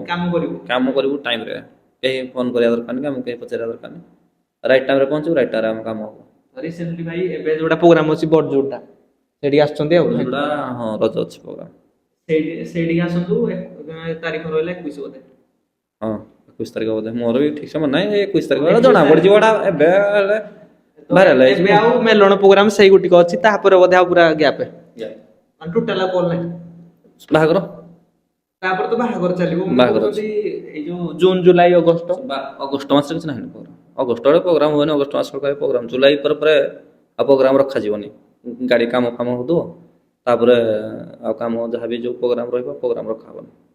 ନିହାତି ଆଉ ଗୋଟେ ଲାଷ୍ଟ ପଚାରିଦେବି, ଇନଭେଷ୍ଟ ନିହାତି ଏଥର ହଉଛି କିଛି ଆଗ ଅପେକ୍ଷା ଏଥର ଲାଇଟ୍ ତ ନିହାତି ଏଇଟା ତ ଯୋଉଟା କହିଲେ ୱେବ୍ ଆସିବ ମାନେ ତ ଇନଭେଷ୍ଟ ଆର ହବ। ଥରଠୁ ଅଧିକା ଇନଭେଷ୍ଟ ହଉଛି। ନା ନା ଗଲା ଥର ବହୁତ ପଇସା ଇନଭେଷ୍ଟ ହେଇଛି ଏଇଟା ଭାଇ, ଜାଣିପାରୁଛୁ ଗଲା କେତେ ଥର କଣ ହଉଛି ଆଉ। ମୁଁ ଇନଭେଷ୍ଟ ମାନେ ସାର୍ଫିଟା ଖାସ କରି ବହୁତ ପଇସା ଇନଭେଷ୍ଟ ହେଇଛି ଗଲା ଥର। ଏଥର ଇନଭେଷ୍ଟ ହଉଛି ହେଇ ଅନ୍ଦାଜରେ ଆପଣ ତ ଦେଖିବେ ସେଟଅପ୍ ଆସିଲା ପରେ। ଆଉ ଗୋଟେ କଥା ଲାଗି ପଚାରିବି, ବଜେଟ ଯେହେତୁ ପବ୍ଲିକ ଡିମାଣ୍ଡ ସାଉଣ୍ଡ ଅଛି, କିଛି କହିବେ ବଜେଟ ଆଗ ଅପେକ୍ଷା କଣ ଆଉ ଟିକେ ଦେଖନ୍ତୁ ଆକ୍ଚୁଆଲି ଆମର ଯୋଉମାନେ ଆମେ ସବୁ ଗଣେଶ ପୂଜା ପ୍ରୋଗ୍ରାମ ଯୋଉ କରୁଛୁ, ଆମ ସବୁ ପୁରୁଣା କ୍ଲବ, ସେମାନଙ୍କୁ କିଛି କହିବାକୁ ପଡ଼ିବନି। ସେମାନେ ଜାଣିଛନ୍ତି କେତେ ତ କଣ ଗଲା ସବୁ। ଥର ଆମେ ଯୋଉ ଯାଇଥିଲୁ ମହାବୀରରୁ ଗିଫ୍ଟ ଯୋଉ ପଙ୍ଗାତିରା, ପଙ୍ଗାତିରା। ମୁଁ ରେଟ୍ କରିନଥିଲି। ସେମାନେ ଜାଣିଛନ୍ତି ଯେ ଭାଇ ଆମର କିଛି କିଛି ନୂଆ ନୂଆ କନସେପ୍ଟ କରୁଛି, ନୂଆ ନୂଆ ଜିନିଷ ଇନଭେଷ୍ଟ କରି ଆଣୁଛି, ଯାହା ରେଟ୍ ଥାଏ ସେ ସେଥିରେ ଆଡ୍ କରିକି ପଇସା ଦିଅନ୍ତି। ଆଉ ସବୁ କମିଟି ମାନେ ବି ଜାଣିଛନ୍ତି, ସେମାନେ ଭାଇ ଜାଣନ୍ତି ଆମେ କମିଟି କରୁଛୁ, ସେମାନେ ବି ଯୋଉମାନେ ଭାଇ ଯୋଉମାନେ ଯୋଉ କ୍ଲବ ବାଲା ବାହାର ଏରିଆ ଯେଉଁମାନେ ତାଙ୍କର ସିଆଡ଼େ ଆମେ ହିସାବ ହବ ଯେ ଆକ୍ଚୁଆଲି କ'ଣ କନସେପ୍ଟ ହବ, କେତେଟା ଗାଡ଼ି ଯିବ, କ'ଣ କ'ଣ ଖର୍ଚ୍ଚ ହବ, ଟାଇମ୍ ହେଲା ପରେ ତାଙ୍କୁ ହିସାବ କରାଯାଏ। କିନ୍ତୁ ଲୋକାଲରେ ସମସ୍ତେ ଲୋକ ଜାଣିଛନ୍ତି ଯେ ନାହିଁ, ଗଲା ବର୍ଷ 70,000 ଟଙ୍କା କି 80,000 ଟଙ୍କା ପ୍ରୋଗ୍ରାମ କରୁଥିଲେ, ଏ ବର୍ଷ ବି ସେ 20 ଲକ୍ଷ 30 ଲକ୍ଷ ଇନଭେଷ୍ଟ କରିଥିଲେ। ନା ନା ମୁଁ କହେନି, ସେ ତାଙ୍କ ହିସାବରେ ବଢେଇକି ଦିଅନ୍ତି କରିକି ଆଉ। ପଙ୍ଗାତିରା ପଙ୍ଗାତିରା ଗଲାଥର ଗଣେଶ ମୁଁ ତାଙ୍କୁ କିଛି ରେଟ୍ କରିନି ଭାଇ, କ'ଣ ପଇସା ଦବ, ଲକ୍ଷେ ଟଙ୍କା ବଜେଟ୍ ଦେଇଥିଲି। ଗୋଟେ ଜାଗା ଭାଇ କହୁଛନ୍ତି ଯୋଉ ଜାଗାରେ ଭାଇ ଦେବୀ ପ୍ରଫେସନାଲ ବହୁତ ଆଗରୁ କାମ କରିଛି, ଛୋଟ ସେଟଅପ୍ ଯାଇଥିଲା ସେଠିକି, ଛୋଟ ସେଟଅପ୍ ଆଜି ଏତେ ବଡ ସେଟଅପ୍ ହେଇଯାକୁ ଯାଉଛି। ହେଇ ଜାଗାଟା ବହୁତ ଫେମସ୍। କିଛି ନାହିଁ, ଖାଲି ଫୋନ କରି କହିଦେଉଛି ଭାଇ ଆମର 25 ତାରିଖ, ସେ ଫୋନ କରି କହିଦେଉଛି ଭାଇ ଆମର 23 ତାରିଖ। ଆଗୁଆ ମାନେ ସେ ଆର ବର୍ଷ ନାଇଁ ନାଇଁ, ସେମାନେ ନ ଫୋନ କରି କହିଲେ ବି ଆମେ ଯୋଉମାନେ ରେଗୁଲାର ଯୋଉ ଗାଁ ମାନେ କରୁଛୁ, ଆମେ ବି ତାଙ୍କୁ ୱେଟ୍ କରୁଛୁ, ନହେଲେ ଆମ ତରଫରୁ ଆମେ ଫୋନ କରିବୁ ଭାଇ ପ୍ରୋଗ୍ରାମ ଭାଇ ହବ, ଠିକ ଅଛି ଚଲା ଭାଇ ପ୍ରୋଗ୍ରାମ, ନାଇଁ ଭାଇ ଆମର ହବନି ତ ଚେଞ୍ଜ ହବ। ଏମିତି ଆମକୁ ଗିଲ୍ଟି ଫିଲ୍ ହୁଏନି ଯେ ଭାଇ ମୁଁ ଫୋନ କରିବି, ନା ନା ମୁଁ ଫୋନ କରେ ନିହାତି ଭାଇ, ସେଇ ମୁଁ ରେଗୁଲାର ଯେତେବେଳେ କରୁଛି ମୁଁ ଫୋନ କରିବି ଭାଇ ପ୍ରୋଗ୍ରାମ ନାହିଁ, ଠିକ ଅଛି। ସେଇ ଜିନିଷଟା ହେଲେ ଯୋଉଟା ଥିଲା ଅପଡେଟ ଆପଣ ତ ଜାଣିବା ପାଇଲେ, ୟା ପରେ ଗଣେଶ ପୂଜାରେ ଯାହା ଅପଡେଟ ଆଇବ କି ସେଟଅପ୍ ଯୋଉ ଦିନ ଲାଇଟ୍ ଆସିବ କିଛି କଥା ନାହିଁ। ଗୋଳାବନ୍ଧ ବି ଯୋଉ ଯାଇଥିଲୁ ଯାତ୍ରା କଲ, ଗୋଳାବନ୍ଧ ଯାତ୍ରା କଲ ଯାଇଥିଲୁ, ଗୋଳାବନ୍ଧ ଭାଇମାନେ ଘରକୁ ଆସିଥିଲେ, ସେ ଭାଇମାନେ ତ ମାନେ ସେମାନେ ପୁରା ଜିଦି ଧରି ପଡୁଛନ୍ତି, ତାଙ୍କର ବାହାଘର ହେଲେ ବି ସେ ଜିଦି ଧରୁଛନ୍ତି ଯେ ନାହିଁ ଆସିକି ଆମ ପ୍ରୋଗ୍ରାମ କରିବ ଭାଇ। ଆପଣ ମାନେ ଜାଣିପାରୁଥିବେ ପାଇଲେ କଥାରୁ ଯେ କେତେ ପବ୍ଲିକର ଭଲ ପାଇବା, ମାନେ ଇମାଜିନ ବାହାରିକି ସେଇ ପବ୍ଲିକ ବି ନିଜେ ଆଜି ଭିଡିଓ ମାଧ୍ୟମରେ ଦେଖୁଛନ୍ତି, ଯୋଉ ଭାଇ ମାନେ ଏତେ ପର୍ଯ୍ୟନ୍ତ ଭିଡିଓ ଦେଖିଲେଣି। ବହୁତ ଗୋଳାବନ୍ଧ ଯୋଉ ଯାଇଥିଲି ଭାଇମାନଙ୍କର ଆଜ୍ଞା 1,00,000 ଟଙ୍କା ବଜେଟ୍ ହେଇଥିଲା, ତାପରେ ତମେ ଦେଖିଲି 2,000 ଟଙ୍କା ଆକ୍ଚୁଆଲି ଜଣଙ୍କ ଭାଇଙ୍କର ଆକାଉଣ୍ଟରୁ 2,000 ଟଙ୍କା ମଡ଼ିଯାଇଛି। ମୁଁ କହିଲି କି ଭାଇ 2,000 ଟଙ୍କା କ'ଣ ପାଇଁ ପଠେଇଛ? ସେ କହିଲେ ନାଇଁ ନାଇଁ ଭାଇ ଏଇଟା ଆଉ ପିଲା ଆକ୍ଚୁଆଲି ଖୁସିରେ ଦେଇଛନ୍ତି, ଆଉ ଖାଇବା ପିଇବା କରିଥିଲେ, ଆମେ ସବୁ ଖାଇ ଖୁଆକି ଆସିଲୁ, ଫିର ବି ସେ କହିଲେ ନାହିଁ ଭାଇ ଆଉ ପିଲା ଦେଇଛନ୍ତି ଖୁସିରେ, ଏଇଟା ନିଅ ତମେ ଖାଇବା ପିଇବା ଟିକେ ବୁଝିପାରିଲୁନି, ଏଇଟା ଟିକେ ତମେ 2,000 ଟଙ୍କା ଦେଇଛନ୍ତି ପିଲା। ଆପଣ ଆଜି ଯାକେ ଯୋଉ କମିଟି ଭାଇ ମାନେ ଆମର ନେଇଛନ୍ତି ସାଟିସ୍ଫାଇ ଅଛନ୍ତି, କୋଉଟା କିଛି ପ୍ରୋବ୍ଲେମ ହେଇନି?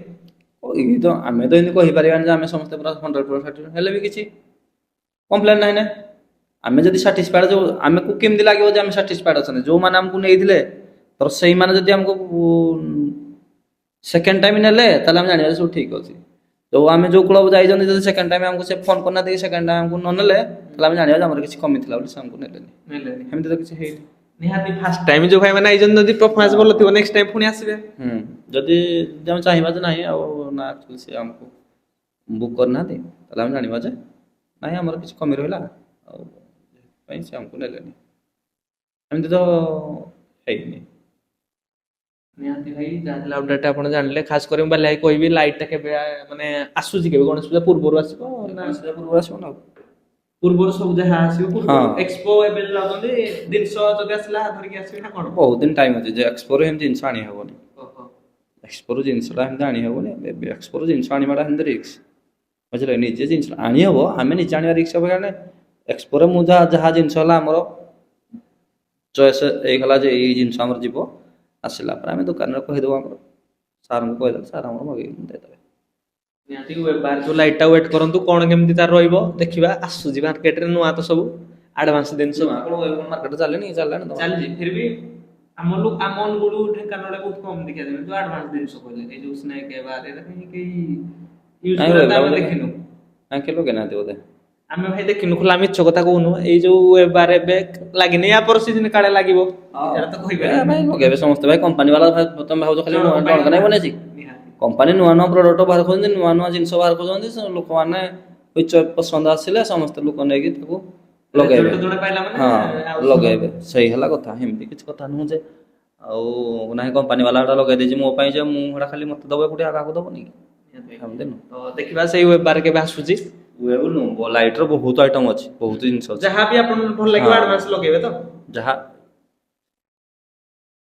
ତାମାନେ ସେମିତି କଥା ନୁହେଁ ଜିନିଷଟା କ'ଣ ହୁଏ ନା ବହୁତ ପ୍ରକାର ଯୋଉ ଲାଇଟ୍ ପୁଣି ଆମ ପାଇଁ ମାନେ ଆମ କନସେପ୍ଟରେ କୋଉ ଜିନିଷ ଲାଗିପାରେ ଆମେ ସେଇଟା ବ୍ୟବହାର କରିବା ନା ଆଉ ଆମ କନସେପ୍ଟରେ ନ ଲାଗିପାରେ ଧଡ଼ା ମାଣିକି ବ୍ୟବହାର କଲା ଭଲ କଲା ମାନେ ଜିନିଷ ଯୋଉଟା ଆଡଭାନ୍ସ ଥିବ ଯୋଉଟା ସାଟିସ୍ଫାଇ ଥିବ ସେଟଅପ ପାଇଁ ସେଇ ଜିନିଷ ଲାଗିବ ଫାଇନାଲି ଆଉ ଆକ୍ଚୁଆଲି ଖୋଲା ଗାଡ଼ି ହୁଅନ୍ତା ମାନେ ଖୋଲା ଟଲର ଫଲର ଖୋଲା ଗାଡ଼ିରେ କରିବ ଲାଇଟ୍ ଫାଇଟ୍ କନସେପ୍ଟ କର ବଢ଼ିଆ ହବ ତା ପାଇଁ ପୁରା ବଢ଼ିଆ ବଢ଼ିଆ ଜିନିଷ ଅଛି ପ୍ଲାନ୍ ଅଛି ନା ନା ଆମର ହଇରାଣ ତ ଭାଇ ଖୋଲା ବର୍ଷା ହବ ଆମେ ହଇରାଣ ହେଇଯିବା ଯେ କରିଦେବା ନାହିଁ କ'ଣ ଅଛି ତ ଦେଖିବା କ'ଣ ଭାଇ ଆମର ପ୍ରୋଗ୍ରାମ ବହୁତ ନା ଏତେ ପ୍ରୋଗ୍ରାମ ଭିତରେ ଆମେ ଆଉ ଟାଇମ୍ ଦେଇପାରିବା ଆଶା କରୁଛୁ ଯେ କିଛି ଗୋଟେ ୟୁନିକ୍ କରିବେ ମାନେ କିଛି ଗୋଟେ ପବ୍ଲିକ କୁ ଧମାକଦାର ବେଳେ ଦେଖନ୍ତୁ ୟୁନିକ୍ କିଛି ନାହିଁ ମାନେ କିଛି କିଛି ଗୋଟେ କିଛି ଆଡ୍ ହେଇକି ଚାହିଁବା ଚେଷ୍ଟା କରିବା ଯେ ଭଲ କରିବା ନାହିଁ କଥା ହେଲା ଏତିକି ୟୁନିକ୍ ଯଦି ମିଳିବ ତାହେଲେ କନସେପ୍ଟଟା ବେଶୀ ବଡ଼ ଜିନିଷ ଲାଗିପାରିବ ନାହିଁ ସାର୍ପି ଅଧିକା ଲାଗିପାରିବନି ସାର୍ପି ତମେ ଯଦି ଚାହିଁବ ଅଧିକା ଲଗେଇବା ପାଇଁ କେବେ ୟୁନିକ୍ ସେଟଅପ୍ ହେଇପାରିବନି ୟୁନିକ୍ ଯଦି ପାଇବ ଏମିତି ବସିଲେ ତ ଆଉ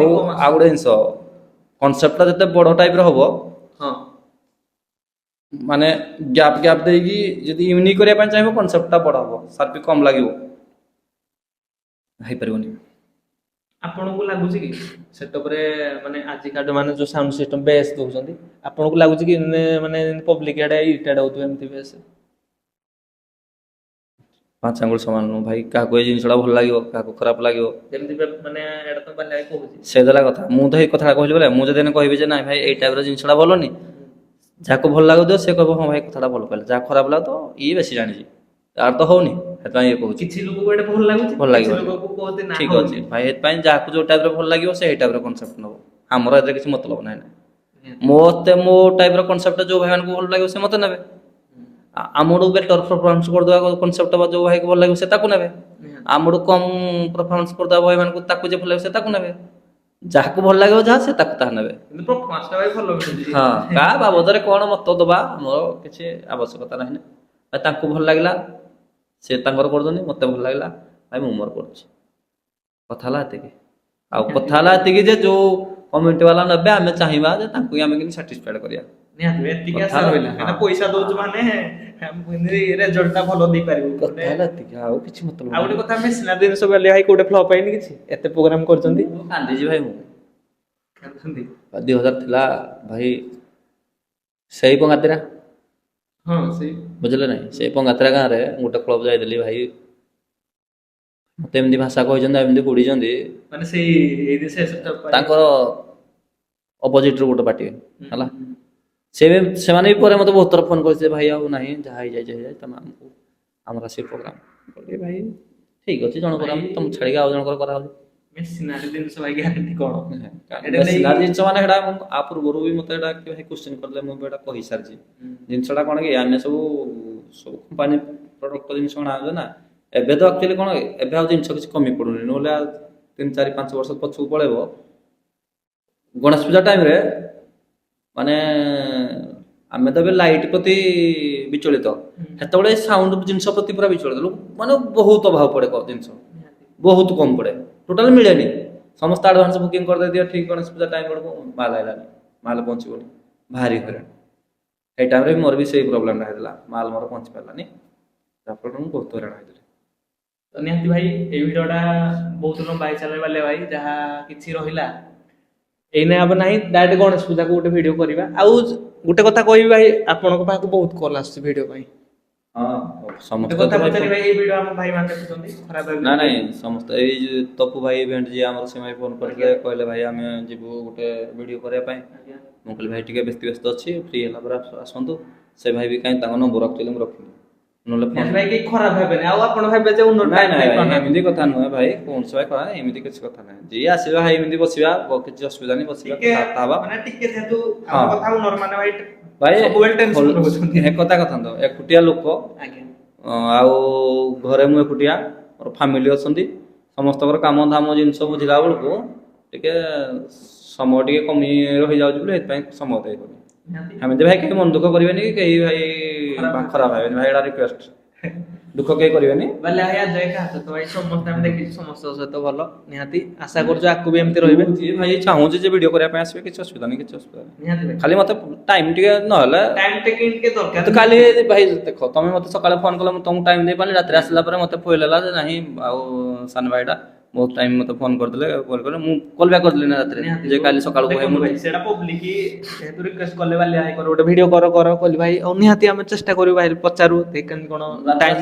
ରାତିରେ ଆସିଲା ପରେ ରୁମରେ ବସିଥିଲି, ମୋର ମନେ ପଡ଼ିଲା ଆରେ ଆଜି ତ ନିହାତି ଭାଇ ସିଦ୍ଧାନ୍ତ ବାବୁ ଫୋନ କରିଥିଲେ ଆଉ ପହଞ୍ଚିବେ ବୋଲି ଆସିପାରିଲେନି, ନାଇଁ ନାଇଁ କାଲି ସକାଳେ କରିଦବା, ମୁଁ ଏଥିପାଇଁ ମୋ ତରଫରୁ ତମକୁ କଲ୍ କଲି ଭାଇ ଆଉ ଥ୍ୟାଙ୍କ ୟୁ ବାଲି ଭାଇ, ଯାହା ହଉ ଆପଣ ଟାଇମ୍ ଦେଲେ, ଆପଣଙ୍କ ମୂଲ୍ୟବାନ ସମୟ ମାନେ ବାହାର କରି ଆମକୁ ଟାଇମ୍ ଦେଲେ, ଖୁସି ଲାଗିଲା। ଆଉ ପବ୍ଲିକ ଏକ୍ସାଇଟେଡ ଥିଲେ, ବହୁତ ଦିନ ହୁଣ୍ଟର ବି ଆସିନଥିଲା, ପ୍ରାୟ 2-3 ମାସ ପୂର୍ବରୁ ଆମ ଭାଇ ଜଣେ କରିଥିଲେ, ଏବେ ତ ଆମେ ପୁଣି ଥରେ ଗୋଟେ ଭିଡ଼ିଓ କଲେ। କିଛି କହିବେ ଜେବି ପ୍ରଫେସନାଲ ପିଲା ଦେଖୁଛନ୍ତି, ଜେବି ପ୍ରଫେସନାଲକୁ ଯୋଉମାନେ ଭଲ ପାଉଛନ୍ତି, କିଛି କହିବେ? ମୁଁ ତ ସବୁବେଳେ ଗୋଟେ କଥା କହିଛି ଯେ ପ୍ରଭୁ ଜଗନ୍ନାଥ ସବୁବେଳେ ଆପଣମାନଙ୍କୁ ଖୁସିରେ ଆଉ ଭଲରେ ରଖିଥାନ୍ତୁ। ଜୟ ଜଗନ୍ନାଥ। ନିହାତି ଭାଇ ବାଲି ଭାଇ ଯୋଉଟା କହିଲେ, ଆଶା କରୁଛୁ ଭିଡ଼ିଓଟି ଆପଣଙ୍କୁ ବହୁତ ମାତ୍ରାରେ ଭଲ ଲାଗିବ। ଆଉ ଖାସ କରି ମୁଁ ଏଇଟା କହିଦେବି ଭାଇ, এই ଭିଡ଼ିଓରେ ଯଦି କିଛି ଖରାପ କହିଥାନ୍ତି କି ମୁଁ କିଛି ଖରାପ କହିଥାଏ, କ୍ଷମା କରିଦେବେ, କାହିଁକି ନା ମୁଁ ବି କହୁଛି ଭାଇ, ଯଦି ମୋ କଥା ଯଦି କୋଉ ଭାଇ କି କିଛି ଖରାପ ଲାଗିଲା କି କିଛି ହେଟ୍ କଲା, ତାହେଲେ ଭାଇ ମୁଁ ସରି, ଭୁଲ ମାଗୁଛି ଭାଇ, ଭିଡ଼ିଓଟି କ୍ଷମା କରିଦେବେ। ଭଲ ଲାଗିଥିବ ଆଶା କରୁଛି। ତ ନିହାତି ଲାଇକ୍ କରିବେ, କମେଣ୍ଟ କରିବେ, ବାଲି ଭାଇକୁ କେମିତି କଣ ଲାଗିଲା, ଆଉ କଣ କିଛି ଅପଡେଟ୍ ଯଦି ଆପଣଙ୍କୁ କମି ଲାଗୁଛି ନେକ୍ସଟ ଭିଡ଼ିଓରେ ଆମେ ଟ୍ରାଏ କରିବୁ। ଭାଇ କେହି ଖରାପ କମେଣ୍ଟ ଦେବେନି, ଯାହା ରହିଲା ଭଲ କମେଣ୍ଟ ଦିଅନ୍ତୁ। ଭଲ କମେଣ୍ଟ ମତେ କମେଣ୍ଟ ମା ଭଉଣୀ କି ଭାଇ ଗାଳି କରୁଛନ୍ତି ନା ନେଇକି, ଭାଇ ମୁଁ ତମ ଦୟାରେ ବେପାର କରୁନି ହେଲା, ବୁଝିଲେ ନାହିଁ? ଯୋଉଟା ବାଲି ଭାଇ କହିଲେ ନିହାତି ଭଲ କଥା କହିଛନ୍ତି ଭାଇ, ଆପଣ କମେଣ୍ଟ ରଖନ୍ତୁ, ଯାହା ଯାହା କମି ରହୁଛି। ତମର ହେ କଥା ନାହିଁ ଭାଇ, ତମକୁ ଯିଏ ଗାଳି କରୁଛି କମେଣ୍ଟରେ ଭାଇ ତମେ ତାକୁ ଗାଳି କର, ମୁଁ ମୋ ଫ୍ୟାନ୍ କଥା ବି କହୁନି। ତମକୁ ଯିଏ ଗାଳି କରୁଛି ତମେ ତାକୁ ଗାଳି କର ନା, ତମେ ମୋ ନାଁରେ ତମ ମଝିରେ ତ ମତେ କାହିଁ ଟାଣୁଛ, ମୋ ନାଁ ନେଇ କାହିଁ କହୁଛ? ସେଇଥିପାଇଁ ହିଁ ଆମେ ଭିଡ଼ିଓ ଦେଖୁଛୁ, କିଛି ମତଲବ ନାହିଁ ଭାଇ, ଭିଡ଼ିଓ ନ ଦେଖିଲେ କଣ ହେଲା? କିଛି ଗୋଟେ ଯାହେଲେ ଧମାକା କରିବେ ଆଶା କରୁଛୁ। ଆଉ ଭିଡ଼ିଓଟା ବହୁତ ମାତ୍ରାରେ ସେୟାର କରିବେ, ଲାଇକ୍ କମେଣ୍ଟ କରିବେ। ଆଉ ଥ୍ୟାଙ୍କ ୟୁ ବାଲି ଭାଇ ଟାଇମ୍ ଦେଲେ। ତ ରହୁଛୁ, ଦେଖା ହବ ପୁଣି ଗୋଟେ ନୂଆ ଭିଡ଼ିଓରେ। ଜୟ ଜଗନ୍ନାଥ ବାଲି ଭାଇ, ଜୟ ଜଗନ୍ନାଥ।